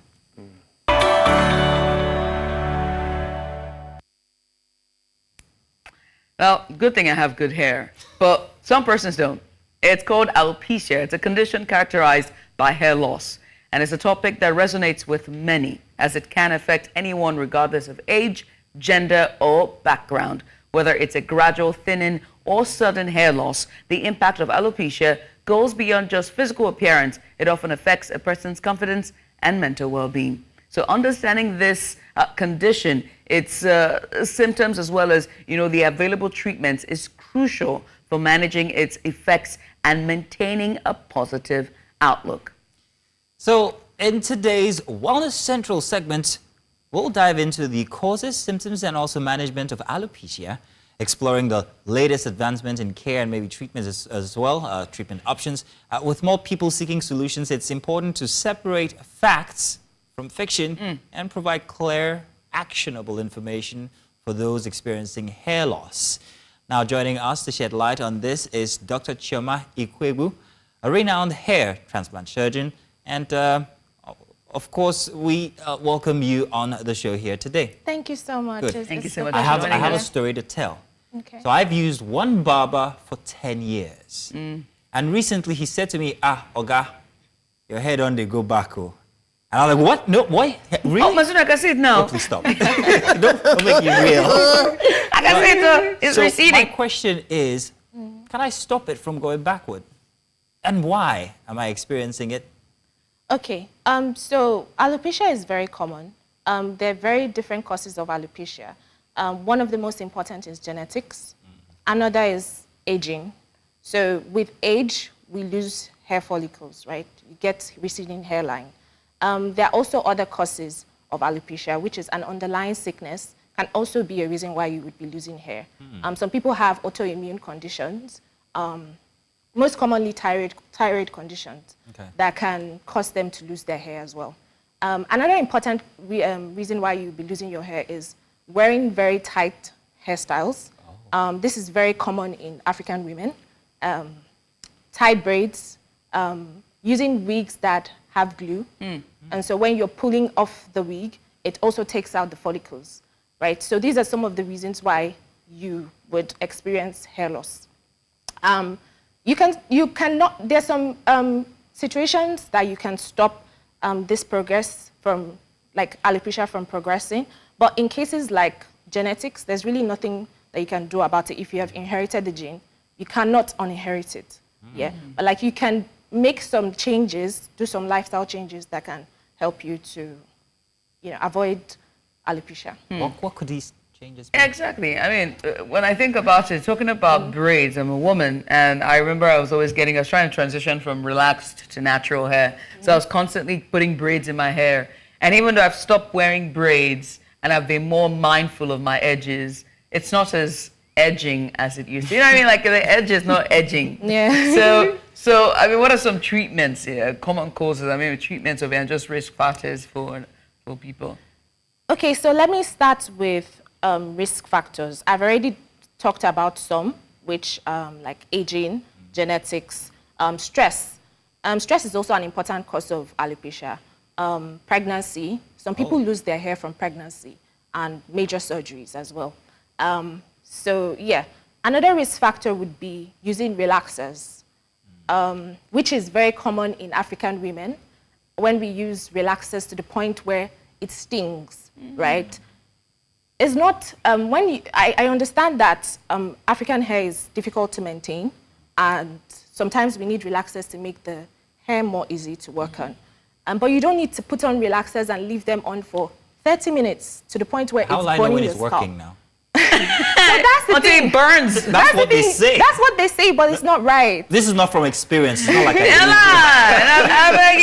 That's what they say, but it's not right. You can just put on a relaxer and just wash it off after 5 minutes. All you need to do is just to make your hair softer. It doesn't need to be, it's never going to be like, Caucasian hair. Yeah, so you don't need to make it like, you don't need to leave it on for so long to the point where it's burning your scalp. Because sometimes it gets to a point where it burns the follicles and destroys the follicles there that it cannot grow again, like grow anymore, basically. Right. Is it restricted to your hair or your head? Because I've met people who don't even have skin, or rather hair on their skin. And this is another kind of alopecia, isn't it? Yeah. And they go so bald, it's called, no eyebrows. Yeah, it's no called alopecia totalis, alopecia universalis, right? So this is also caused by an autoimmune condition where your immune system is attacking your hair follicles. Yeah, so alopecia has a very wide range of causes and is under-researched, actually. So a lot of people don't know a lot about alopecia because of how under-researched and untalked about it is. Yeah, because I think it's only women now. Especially, yes, exactly. Anything that concerns women, science will turn a blind eye. Oh, It's true now. Menopause, they haven't done research. When it comes to fibroid and all the other things and cysts, they haven't done research about it. Science, I'm judging you people. Yeah, but like, with alopecia, it's actually more common in males. Yeah, because of the balding. Yeah. So that type of alopecia is called androgenetic alopecia. Right. Yeah, so it's actually more common in males. So 67% of males will experience alopecia. And what gene do they inherit it from?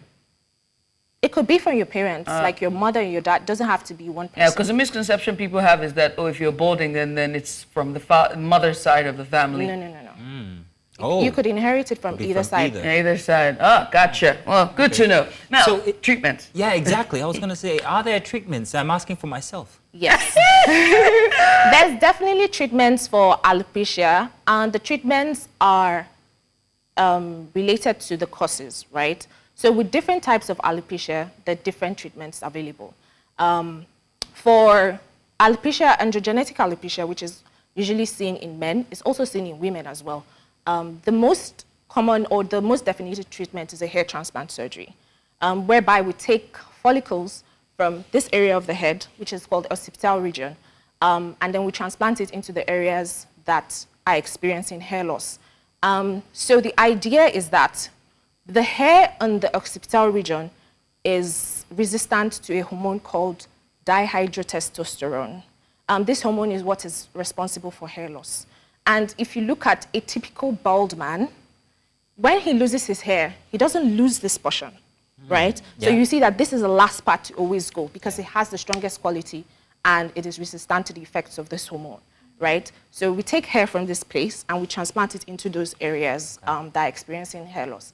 And then we expect that because this hair is resistant to hair loss, it's going to be a permanent solution. There are other range of treatments, medical treatments. I don't want you to go too far. When you say you take hair, do you take a patch of skin or you individually pick strands of hair and transplant them to the forward region of the head? That's a very good question. There are two methods of doing a hair transplant. One is a follicular unit transplant and one is a follicular unit extraction.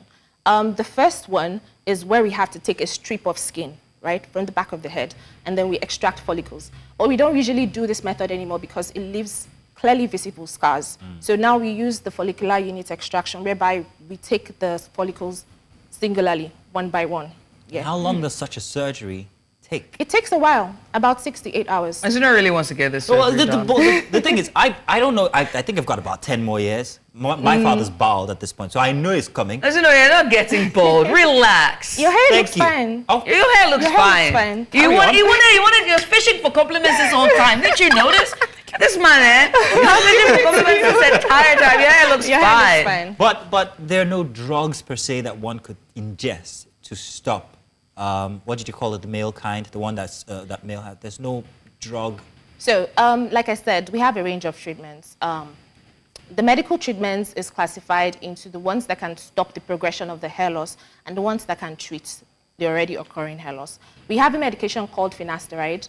Its duty is, the mechanism of action is to stop this dihydrotestosterone, which is the hormone that is implicated in hair loss. It will stop the progression of the hair loss, but it's not going to make you grow your hair, right? So this is the treatment for, if you want to stop the progression of the hair loss.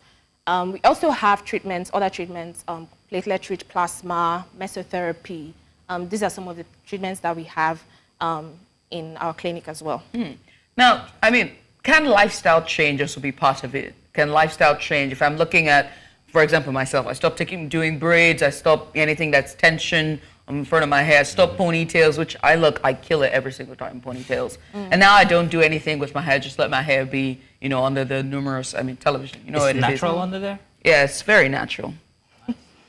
Yeah. But can lifestyle change, Yes, lifestyle changes will definitely go a long way with reducing the amount of cases we see in alopecia. I think people need to be more aware, like I said, really tight hairstyles, right? When you go to the salon and you notice that they're really pulling at your scalp, you can tell them to take a break out of doing that. Don't use relaxers. We do not encourage the use of relaxers. If you have to use relaxers, go the texturizing way. And you don't have to leave it on for so long to the extent that it burns your scalp.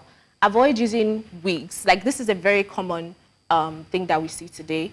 Women using frontal wigs that you have to glue down.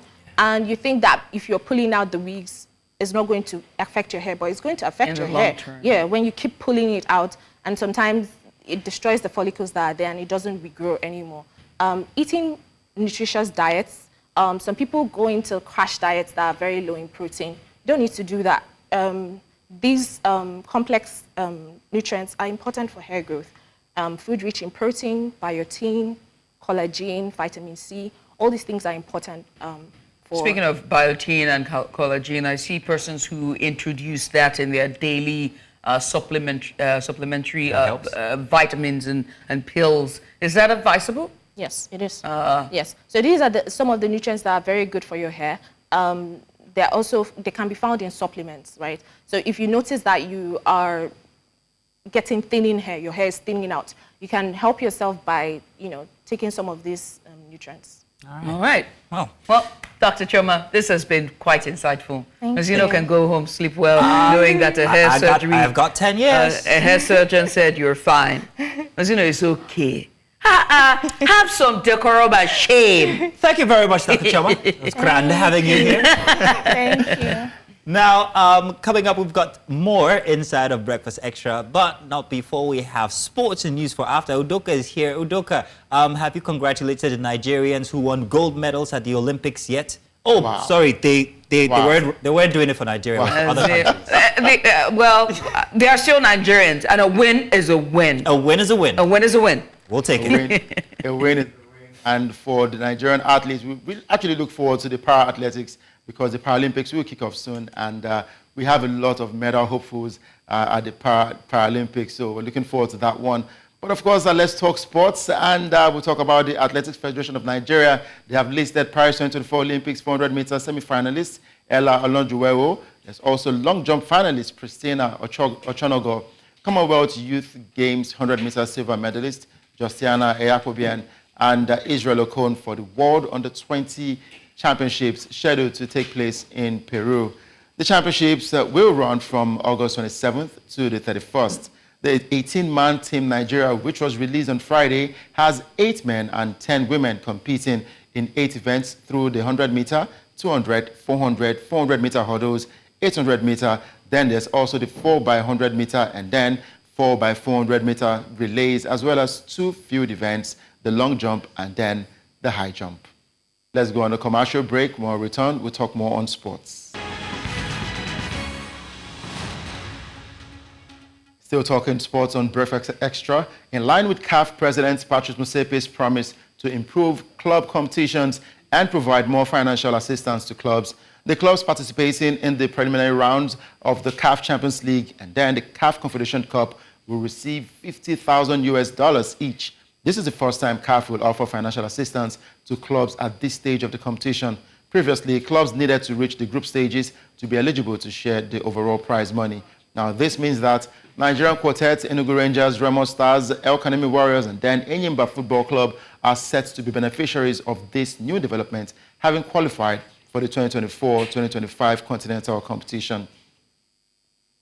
Straight to the Premier League. Games started yesterday, talking about the English Premier League now, and Manchester United's £36 million new signing, Joshua Zexi, became an instant Old Trafford hero as he scored an 87th minute winner against Fulham. The former Bologna forward came on with Alejandro Garnacho after an hour as United struggled to find a breakthrough against Marco Silva's Fulham.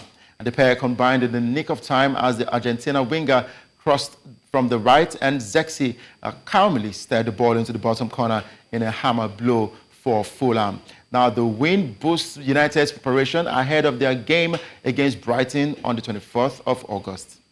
Still talking about the Premier League, let's run through the other fixtures of games to go down later today. Ipswich Town, newly promoted side, they will take on Liverpool, as Arsenal will take on Wolves. There's Everton versus Brighton. Newcastle United will take on Southampton. Nottingham Forest versus Bournemouth. And there's also West Ham United taking on Aston Villa. Now in tennis, there was a shock one for Carlos Alcaraz as he exited the second round at the Cincinnati Open at the hands of veteran Frenchman Gael Monfils in a rain-delayed clash. Still talking about the game now. Rain cancelled play for the night after Alcaraz took the first set 6-4, but found himself down 3-1 in the second set tie-break. When they returned to action on Friday, it was the 37-year-old Monfils who turned the match around to seal a stunning 4-6, 7-6, 7-5, 6-4 win against his second seed. Alcaraz was playing his first hard-court tournament since Miami in March and his first event since winning a silver medal at the Paris Olympics. And that's a wrap on Sport Update on Breakfast Extra. I am Udoka Njoko. Thank you for watching. We'll go on a break. When we return, Breakfast Extra continues. Morning and welcome to Breakfast Headlines. My name is Mazino Appeal. Now, Breakfast Headlines begins in West Africa, where the chairman of the Economic and Financial Crimes Commission, EFCC, Ola Olukoyede, has condemned the trend of the repackaging, rebranding, and resale of government palliatives meant for the general populace. Olukoyede pointed out that such actions compromise the government's initiatives aimed at alleviating the hardships faced by vulnerable groups. In a statement released on Friday, EFCC spokesperson Dele Oyewale conveyed that Olukoyede called upon the FCCPC to collaborate with the EFCC by sharing intelligence to improve operational effectiveness. The EFCC chairman acknowledged that the FCCPC had uncovered various issues concerning the misappropriation of palliatives and stressed that a partnership with the anti-graft agency would be instrumental in preventing such misconduct. In more news, the Nigerian Association of Resident Doctors in Delta State have joined their counterparts nationwide to demand for the unconditional release of their abducted colleague, Dr. Ganiyat Kpobola, or down tools, if not released by August 26th. Their demands were conveyed at a peaceful demonstration in Asaba, the state capital. News Central correspondent Austin Azu tells us more in this report.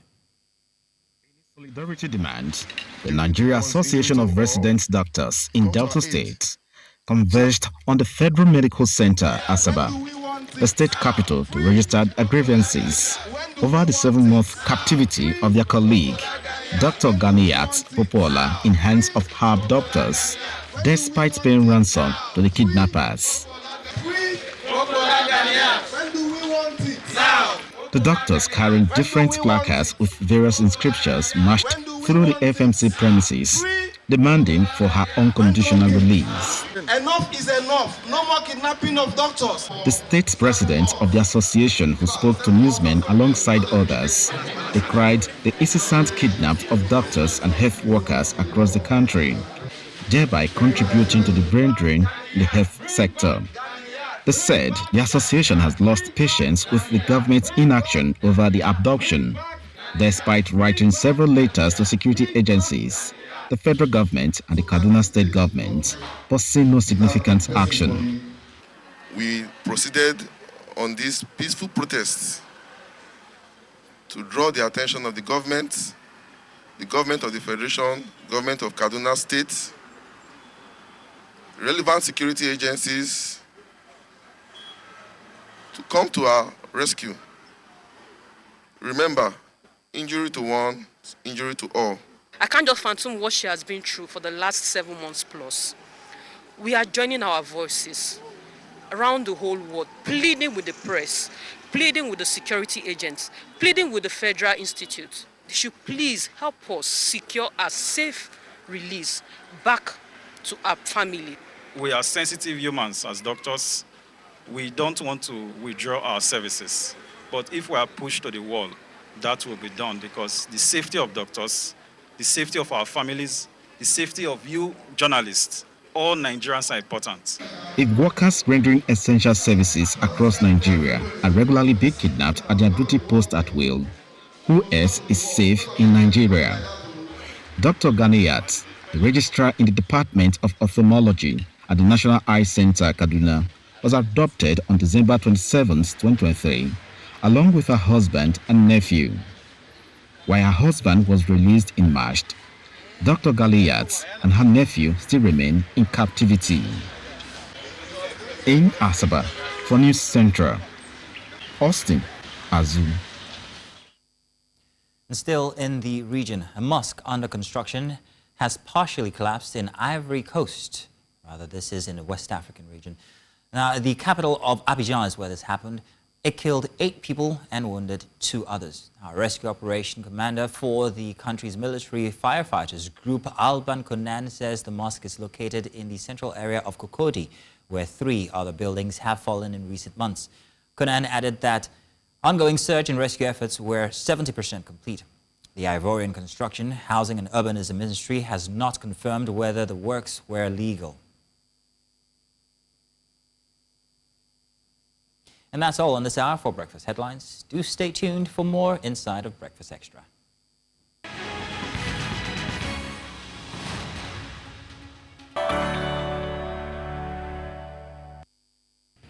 An explosion recently rocked the APP Secretariat in Rivers State, intensifying the already charged, one would say, political atmosphere amidst rumors of Governor Siminalayi Fubara's potential defection. Now, this incident has raised concerns about the growing tensions within the APC, or rather within the state's political landscape, especially with the backdrop of a heated rivalry between Governor Fubara and the current FCT Minister, Nyesom Wike. The blast, though not immediately linked to any political figure, adds to the drama unfolding in Rivers State as factions prepare for potential shifts in alliance or allegiance. Now, the timing of the explosion coincides with speculation about Governor Fubara's political future, particularly his rumored move from the People's Democratic Party to the Action People's Party. Such a defection, if it happens, could significantly alter the political dynamic in the state, possibly exacerbating the existing friction between the governors and his predecessor, Wike.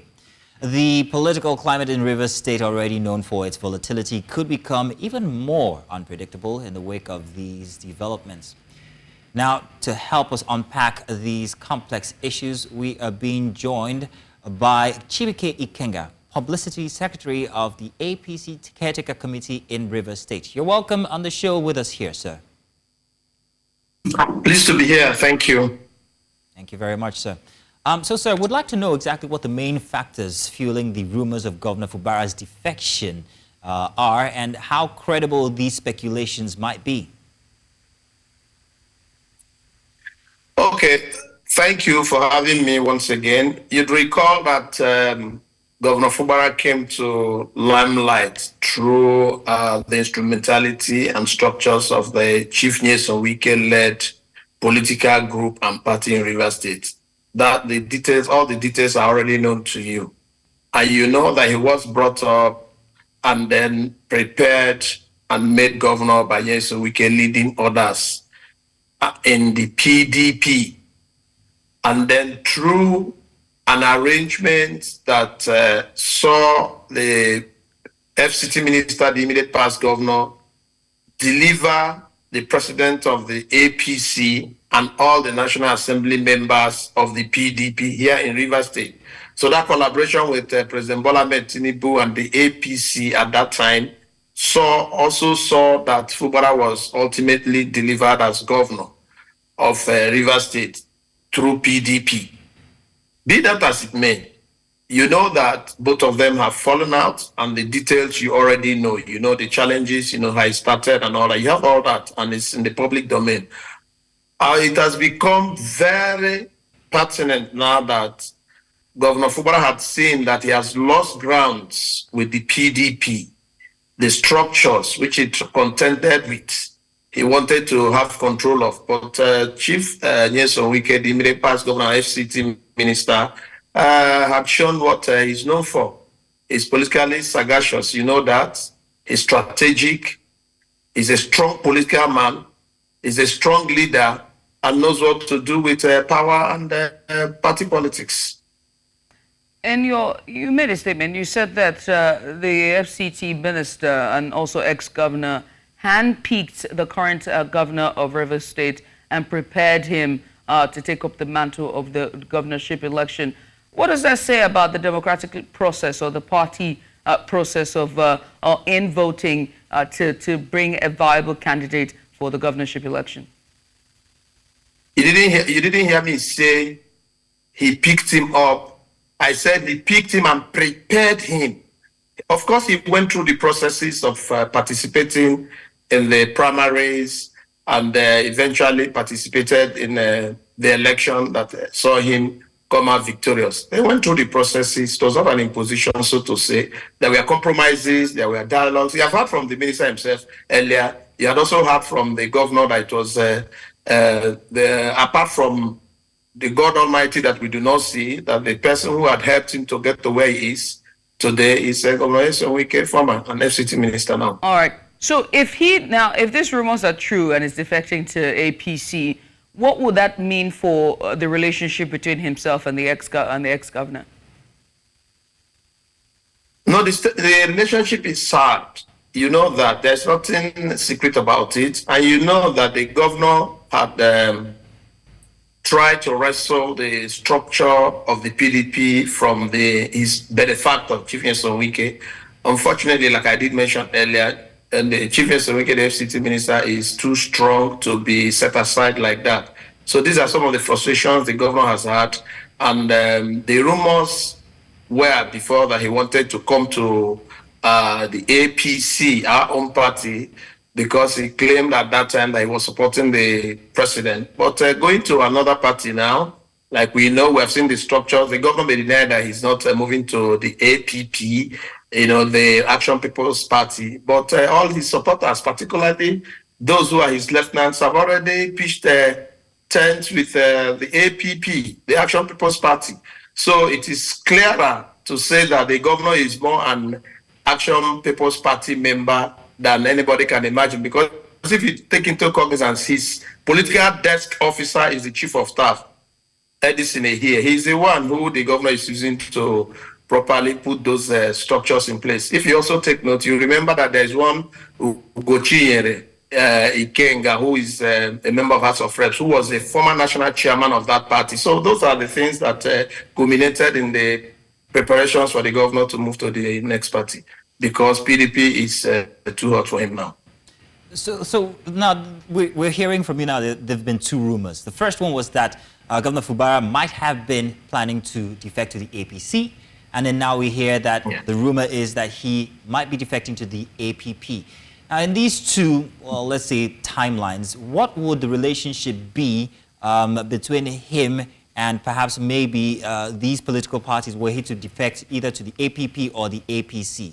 And how would that affect the political climate of Rivers State? Nothing is changing for the opposite or for the negative, because we know that Governor Fubara and his benefactor had disagreed, and Governor Fubara is out of the PDP. He said so a longer time when he said that he no longer believes, and that the party didn't stand by him, his PDP, and that he no longer believes in the party, that what they are doing now is a sympathy.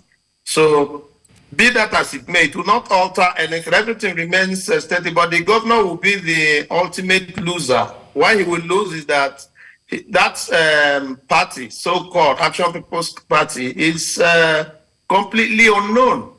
Doesn't have any structures across the state to be able to withstand the pressures of electioneering processes. Okay, we have currently trying to join on for live view Joe Johnson, that is the Commissioner for Information of Rivers State. He might be joining us real soon via the same Zoom. So we hope that we can establish communication with him. However, now, I still really didn't get, perhaps maybe you didn't get my question from earlier. I'm asking how it will affect the climate of politics in Rivers State, noting that Rivers State is a very volatile area. What will happen should he join the APP at this point in time? And also noting that that was where we had the instance of the bombing at their secretariat. I'm sure you were the one who didn't hear me. I did say, firstly, that nothing negative will happen in Rivers State because the governor is already out of the PDP. So going to pitch his tent with the Action People's Party will not alter anything. The political situation is very entrenched here, particularly that it is the governor that will have challenges because this is a relatively unknown party, that the governor and his team will have to labor so much to be able to make it known to the people of Rivers State. And by the way, Rivers State is not very volatile. There is politics going on and there are disagreements, but like I have always said, the governor ought to take serious steps and measures to halting some of these challenges, but he's here to do so. So, the buzzword here is defection rumors, right? Let me ask you about APC in terms of, the role they're playing in this space, in these developments of a rumor of a defection. And how is the party preparing for an influx of possible new members into the party if Fubara decides to leave PDP, and that might just disintegrate the PDP in Rivers State? New members will most likely leave. If they come to APC, what would the welcome for them look like?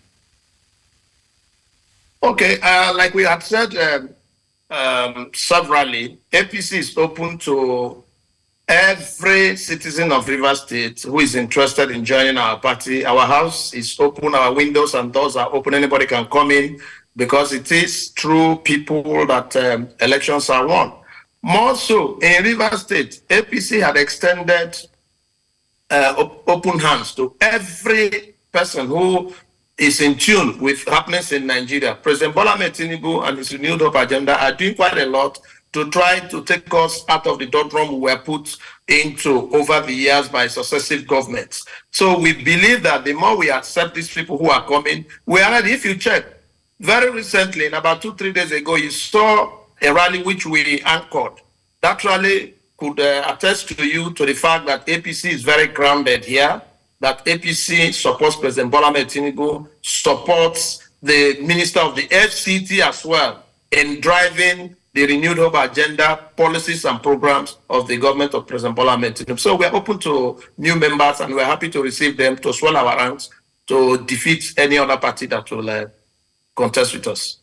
So, Mr. Ikenga, let's now take a look at the personal relationship between the FCT minister and Governor Fubara. Should he move to the APC, what would that relationship become now, noting their strained relationship over the past many months? And then should he move to the APP, what would that relationship seem like then?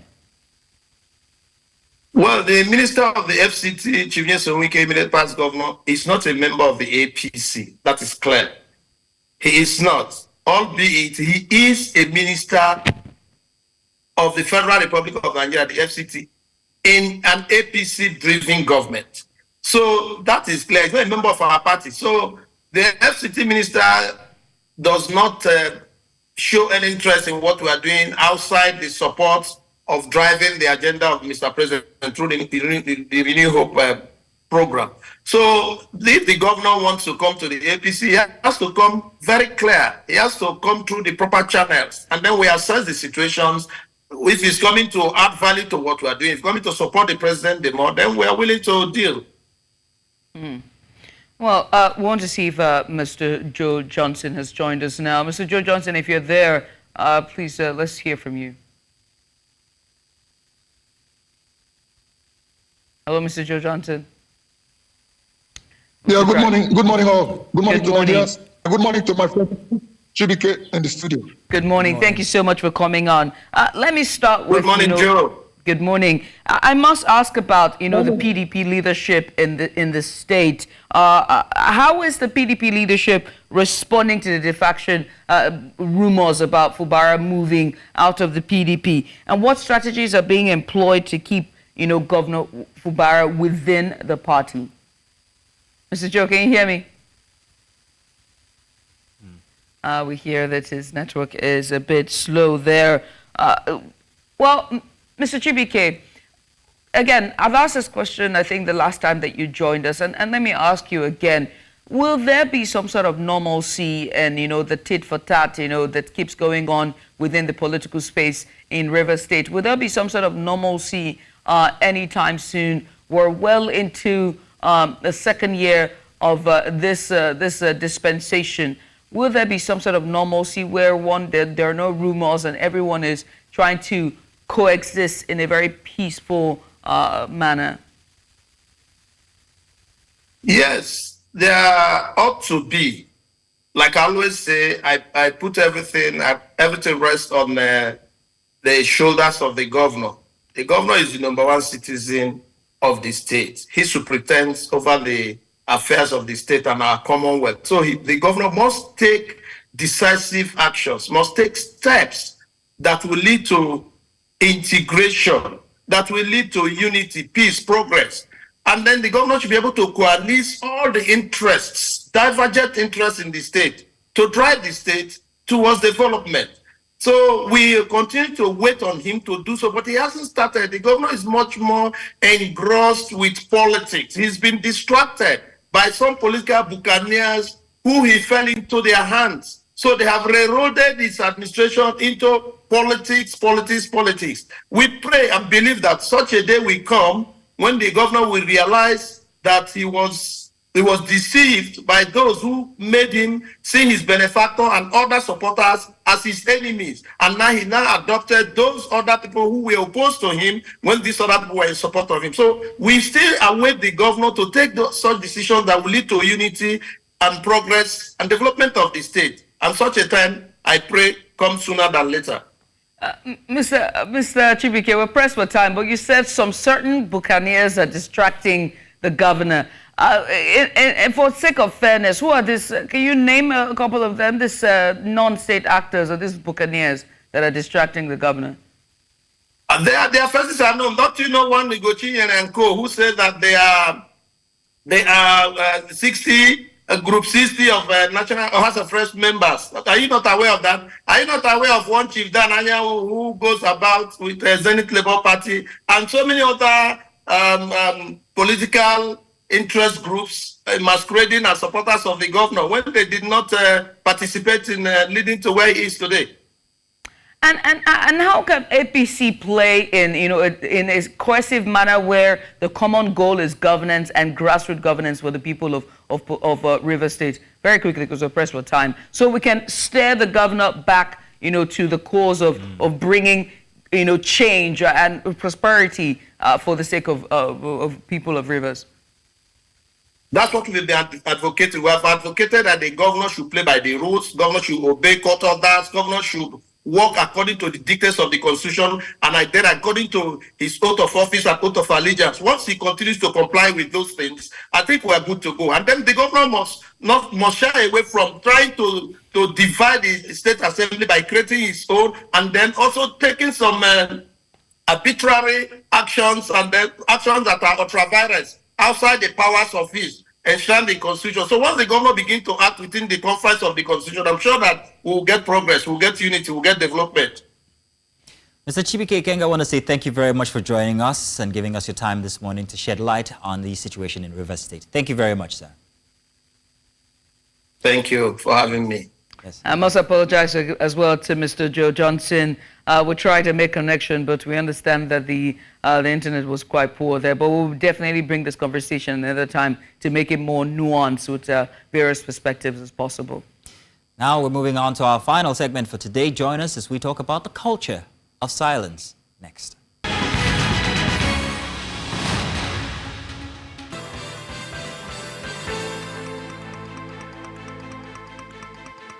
Very interesting and sometimes sad stories that have been making waves during the week.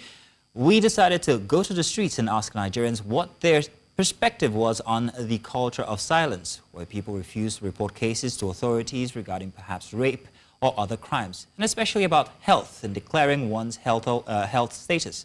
These are factors affecting Nigerians today. We wanted to know what people thought and what the perspectives were, and this is what we had.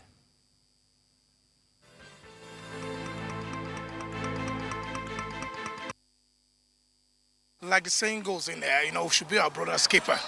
So anytime we realize that, something that is strange or is untidy has been happening in our society, well, we should be able to probably call the local authority, or we should be able to know how we can convey the message across to the right channel, of people that, can sort that out. In that aspect in there, we've been a security, of our own self in there. So we must not just rely everything onto the police and the sheriffs that would have been in charge.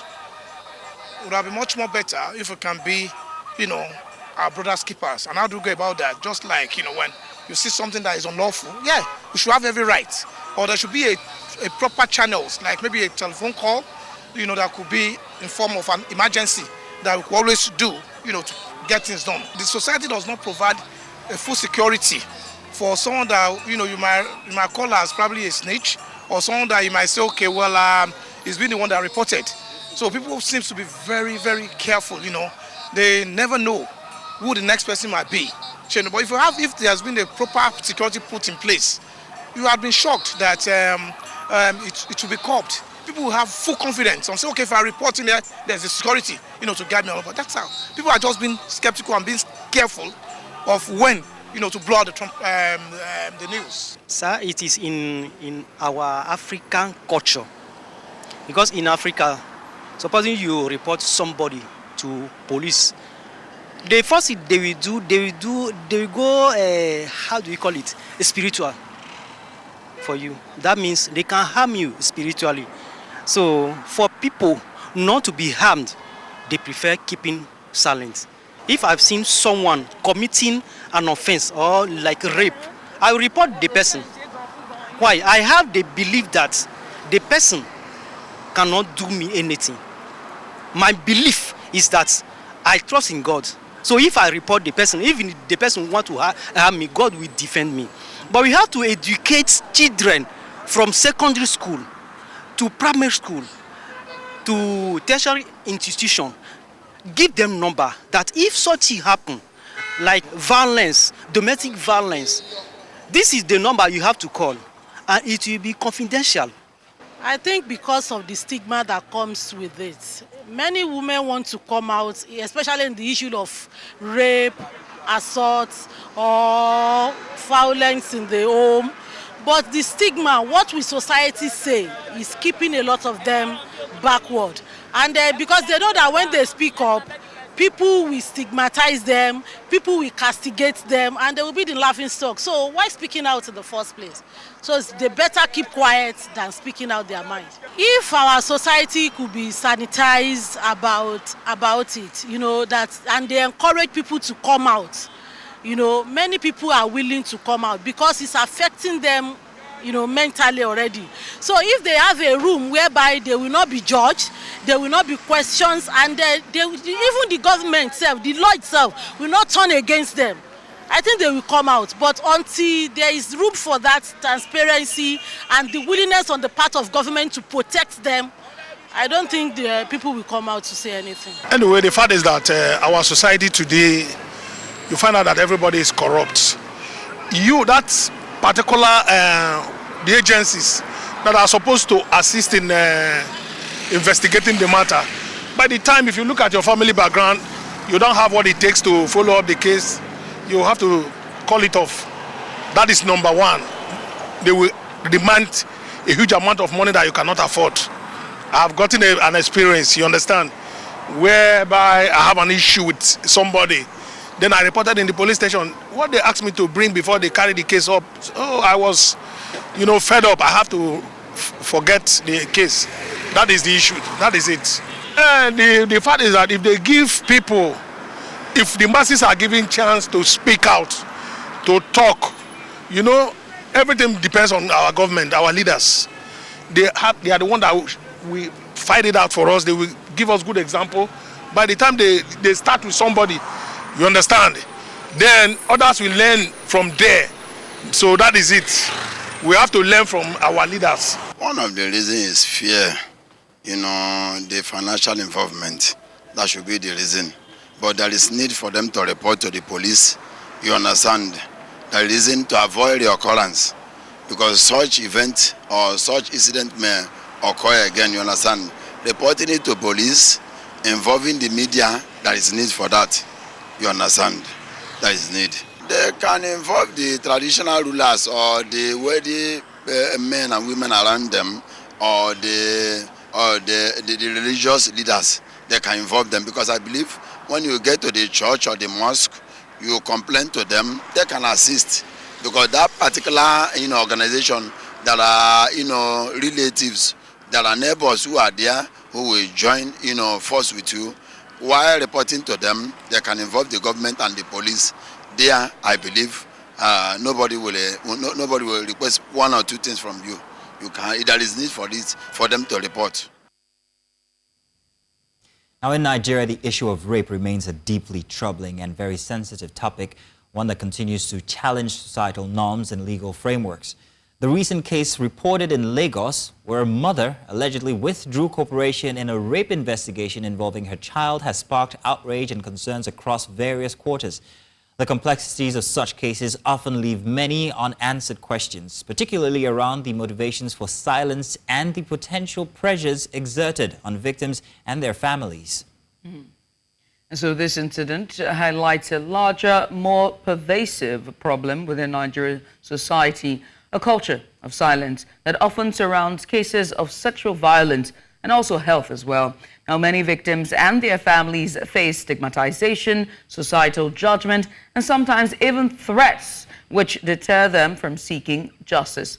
And so the implications of this silence are profound. They are, as they are not only hinder the pursuit of justice, but also perpetrate the circle of abuse, leaving many survivors without the support they desperately need.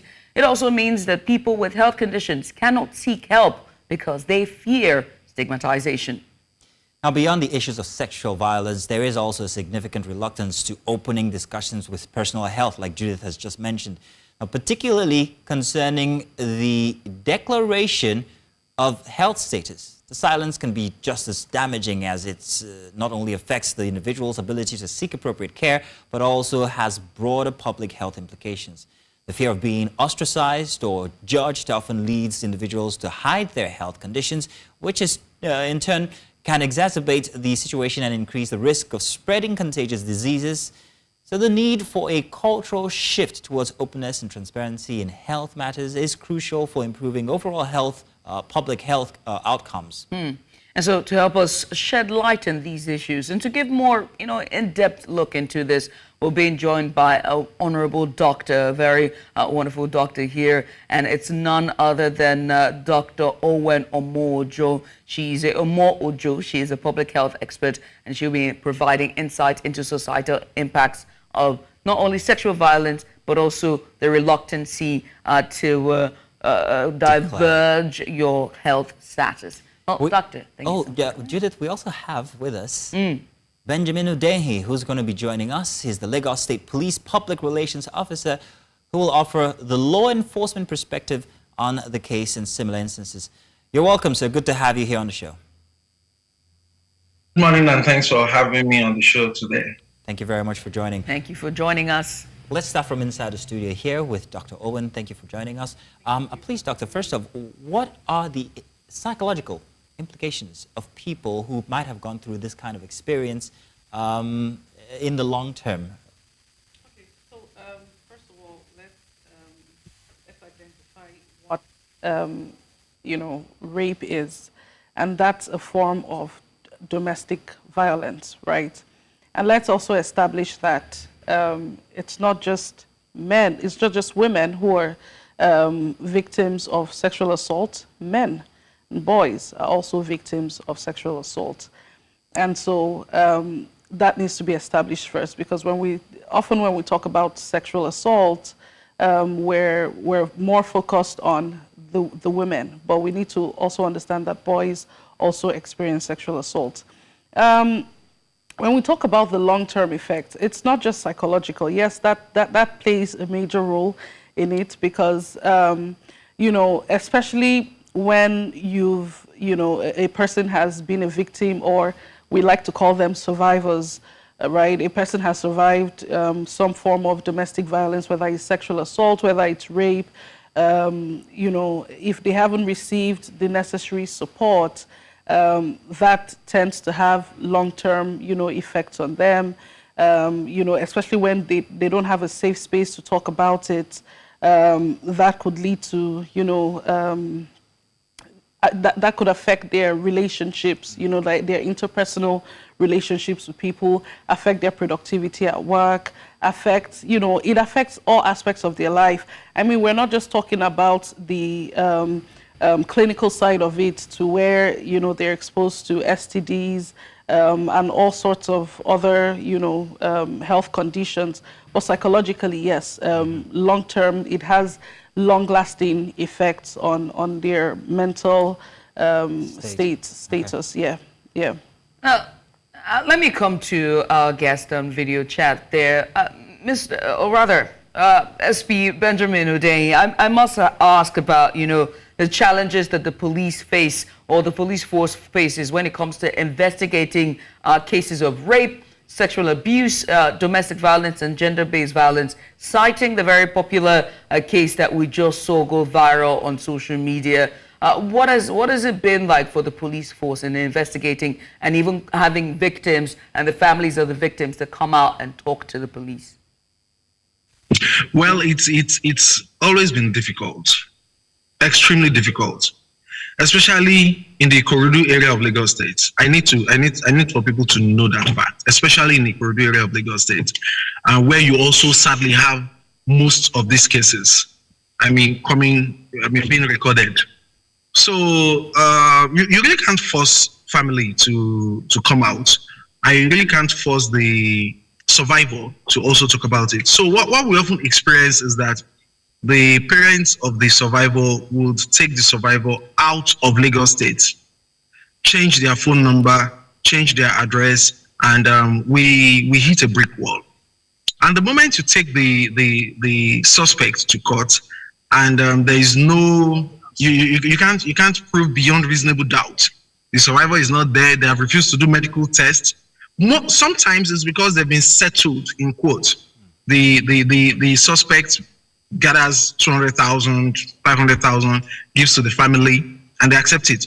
So at the end of the day, the case gets thrown out, and sometimes people blame the police for lack of diligence, investigation. But like I said, we hit a brick wall. This has been ongoing, and this case, this recent one, was almost going that way. But thank God for public outcry. The father of the suspect had to insist that his son should come out because it was becoming embarrassing in society. So it's a problem we're facing, and we hope more people will be confident enough to come out to talk about their experiences. SP Hunde, now you noted a specific location, Ikorodu. I would like you to please expand on that if you do not mind. Why is this prevalent in places like Ikorodu that you've just noted? I wouldn't know. I would like sociologists to go into that and let us know. But I've been able to provide statistics from what we compile every month. Most of the sexual and gender-based violence cases we record in Lagos State come from Ikorodu. And most of the cases that don't see successful prosecution, conclusive prosecution, also come from Ikorodu. So it could be a societal thing, it could be a cultural thing, I don't know. But we have done our part. I would like other stakeholders to play their part. We've gone to Ikorodu. We went there with the Lagos DSVA, Domestic and Sexual Violence Agency, to do a lot of advocacy campaign to let them know why they should not cover these things. There's been a little improvement, but there's still a lot to be done. So I may not be in the best position to tell you why it is, but I think it's mostly cultural. People believe, oh, if you take your neighbor to court, then you don't have a friend anymore, and we need to maintain the friendship and all that. But that doesn't have a place in this age and time. SP, I know that we are pressed for time and we have to let you go very quickly. So I wanted to get an update on the case this case that have now brought this conversation, the case in point. What's the update on them? What is the force doing to ensure justice is done in spite of the reported lack of cooperation with the family of the victim? Well, the case has taken a different turn now, and the suspect has turned himself in, and we have taken a statement. We have taken the statement of the survivor too. We have done the medical examination. So we are proceeding well. We are progressing well, and I believe that before the end of the incoming week, we should be able to take the case to court.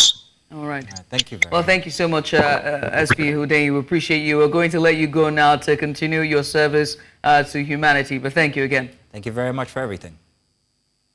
When I'll come back to the studio here, we'll have Dr. Owen. You're not going anywhere. You're still here with us. Now, what must people know when it comes to especially cases of rape?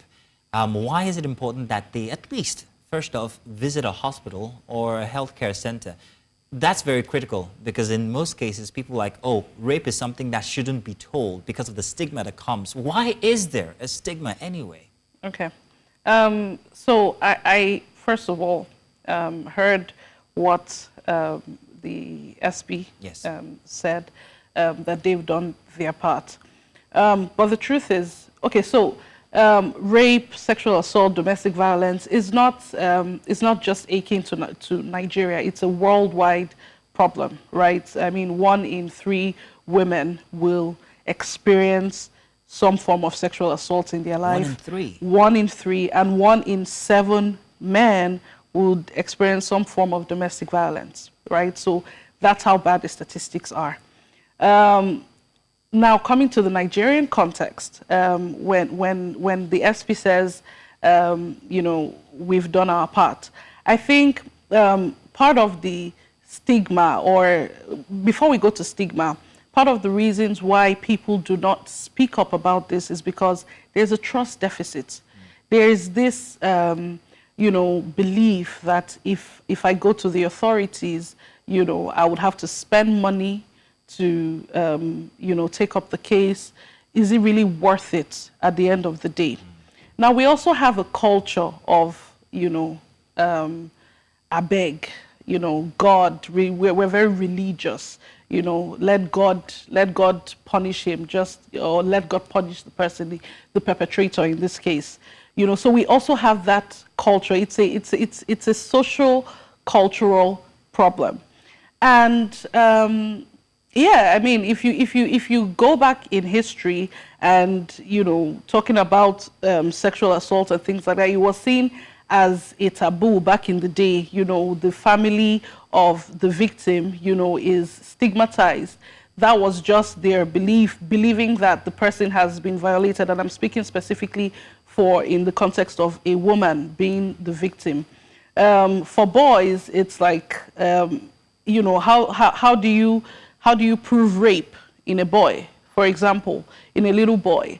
And, you know, boys in our society or even around the world are expected to be strong. You know, how can a boy say, you know, he was sexually assaulted? You know, and in boys, it is more common for them to experience sexual assault at a very young age, and it's usually by, you know, members of their family or, you know, caregivers and things like that. You know, so for the men, you're expected to be tough. Like, why would you cry about, you know, sexual assault or domestic violence? And for the woman, it's like, you know, you've lost something so precious. You know, you've lost your virginity, or you've lost your dignity, and, you know, who's going to look at you? Who's going to, you know, appreciate you? So there's that fear. And I think what needs to happen is creating a safe space. So when people don't feel safe, they would not speak up about it. And you asked about the long-term, you know, psychological effects. Hurts people. Well, there we go. Say that again for those at the back. But we're pressed for time, and I'm going to ask you, just so, you know, just to prefer solutions. To prefer solutions, what can end the culture of silence? What can make people, victims, those with health conditions that are stigmatized, start to open up and talk? What is the solution? I would say collaboration is the key word here. So there are multiple stakeholders, and there has to be collaboration across all levels. Collaboration with government, right? Collaboration with law enforcement, legislation, right? Recently, the local governments got financial autonomy, but maybe they can actually have full autonomy to where we're bringing services closer to the people. And, you know, we have the resources to cater to these people. Because this case happened, and I saw comments, I mean, the case in Point that we spoke about, and I saw comments about, you know, where's the Minister for Women Affairs? This is a local problem, right? And we should be able to have those systems in place to say, you know, there's a helpline that you can call. I know that Lagos State, the Lagos State Domestic Violence, you know, agency is doing quite a bit, but can we have this across all the states? And if possible, and preferably at the local government level, you know, bringing that service closer to the people. And again, campaign, advocacy, you know, we need to spread awareness. I'm happy we're having this discussion because the media is a critical stakeholder, right? Spreading the awareness about this, that it's okay to not be okay. It's okay to talk about this, you know. NGOs, there are a couple of NGOs, you know, that provide support for domestic violence cases. And I think in that, strengthening those NGOs and having support groups, you know, for survivors of domestic violence. And I want to reiterate again, not just for women, but for men as well, for boys and girls. And just spreading the awareness and, yeah, multi-level stakeholder collaboration, very important.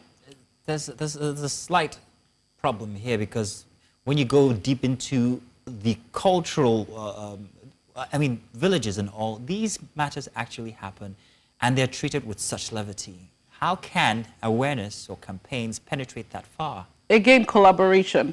So whilst, yes, sometimes you don't need to reinvent the wheel, but you have to understand the context. So if you want to go to, say, a village, in my village, Ohen village, for example, the type of campaign tools and the type of message that you're going to be taking to Uhen, the type of strategy that you will take to Uhen village is different from if you were doing this campaign, say, in Ikoyi, right? So you would need to collaborate. It's multi-stakeholder, the traditional rulers, traditional birth attendants. I mean, people in the villages or in rural communities are more inclined to visit a traditional healer before they visit a primary health center, for example, right? So you need to, first of all, get the buy-in of the people that, you know, they respect within that community, yes, you know, the rural stakeholders, and educate them, get their buy-in first. And once you do that, then, you know, you have a better chance of, you know, getting the word out there, spreading the message, and, yeah, getting the buy-in of Dr. people. Owen Omojo, thank you very much. Thank you so much for and having me. I'll let Judith thank the SP who joined us earlier. Yeah. Judith, go ahead. Oh, yeah. Well, he's left already, but we want to say Still. thank you to the SP Benjamin Hodei for coming in as well to give perspective from the law enforcement arm of this. It's very clear that, you know, the culture of silence needs to be eradicated so that justice can not only be carried out, but also voices can be heard, and the marginalized and stigmatized can start to share the story with our society. So once again, thank you, and thank you to the security, to the SP. I couldn't have put it any better. Thank you very much, Judith. I try my best. I do my best, Joe. Yes, indeed. And thank you to everybody who joined us since 8 a.m.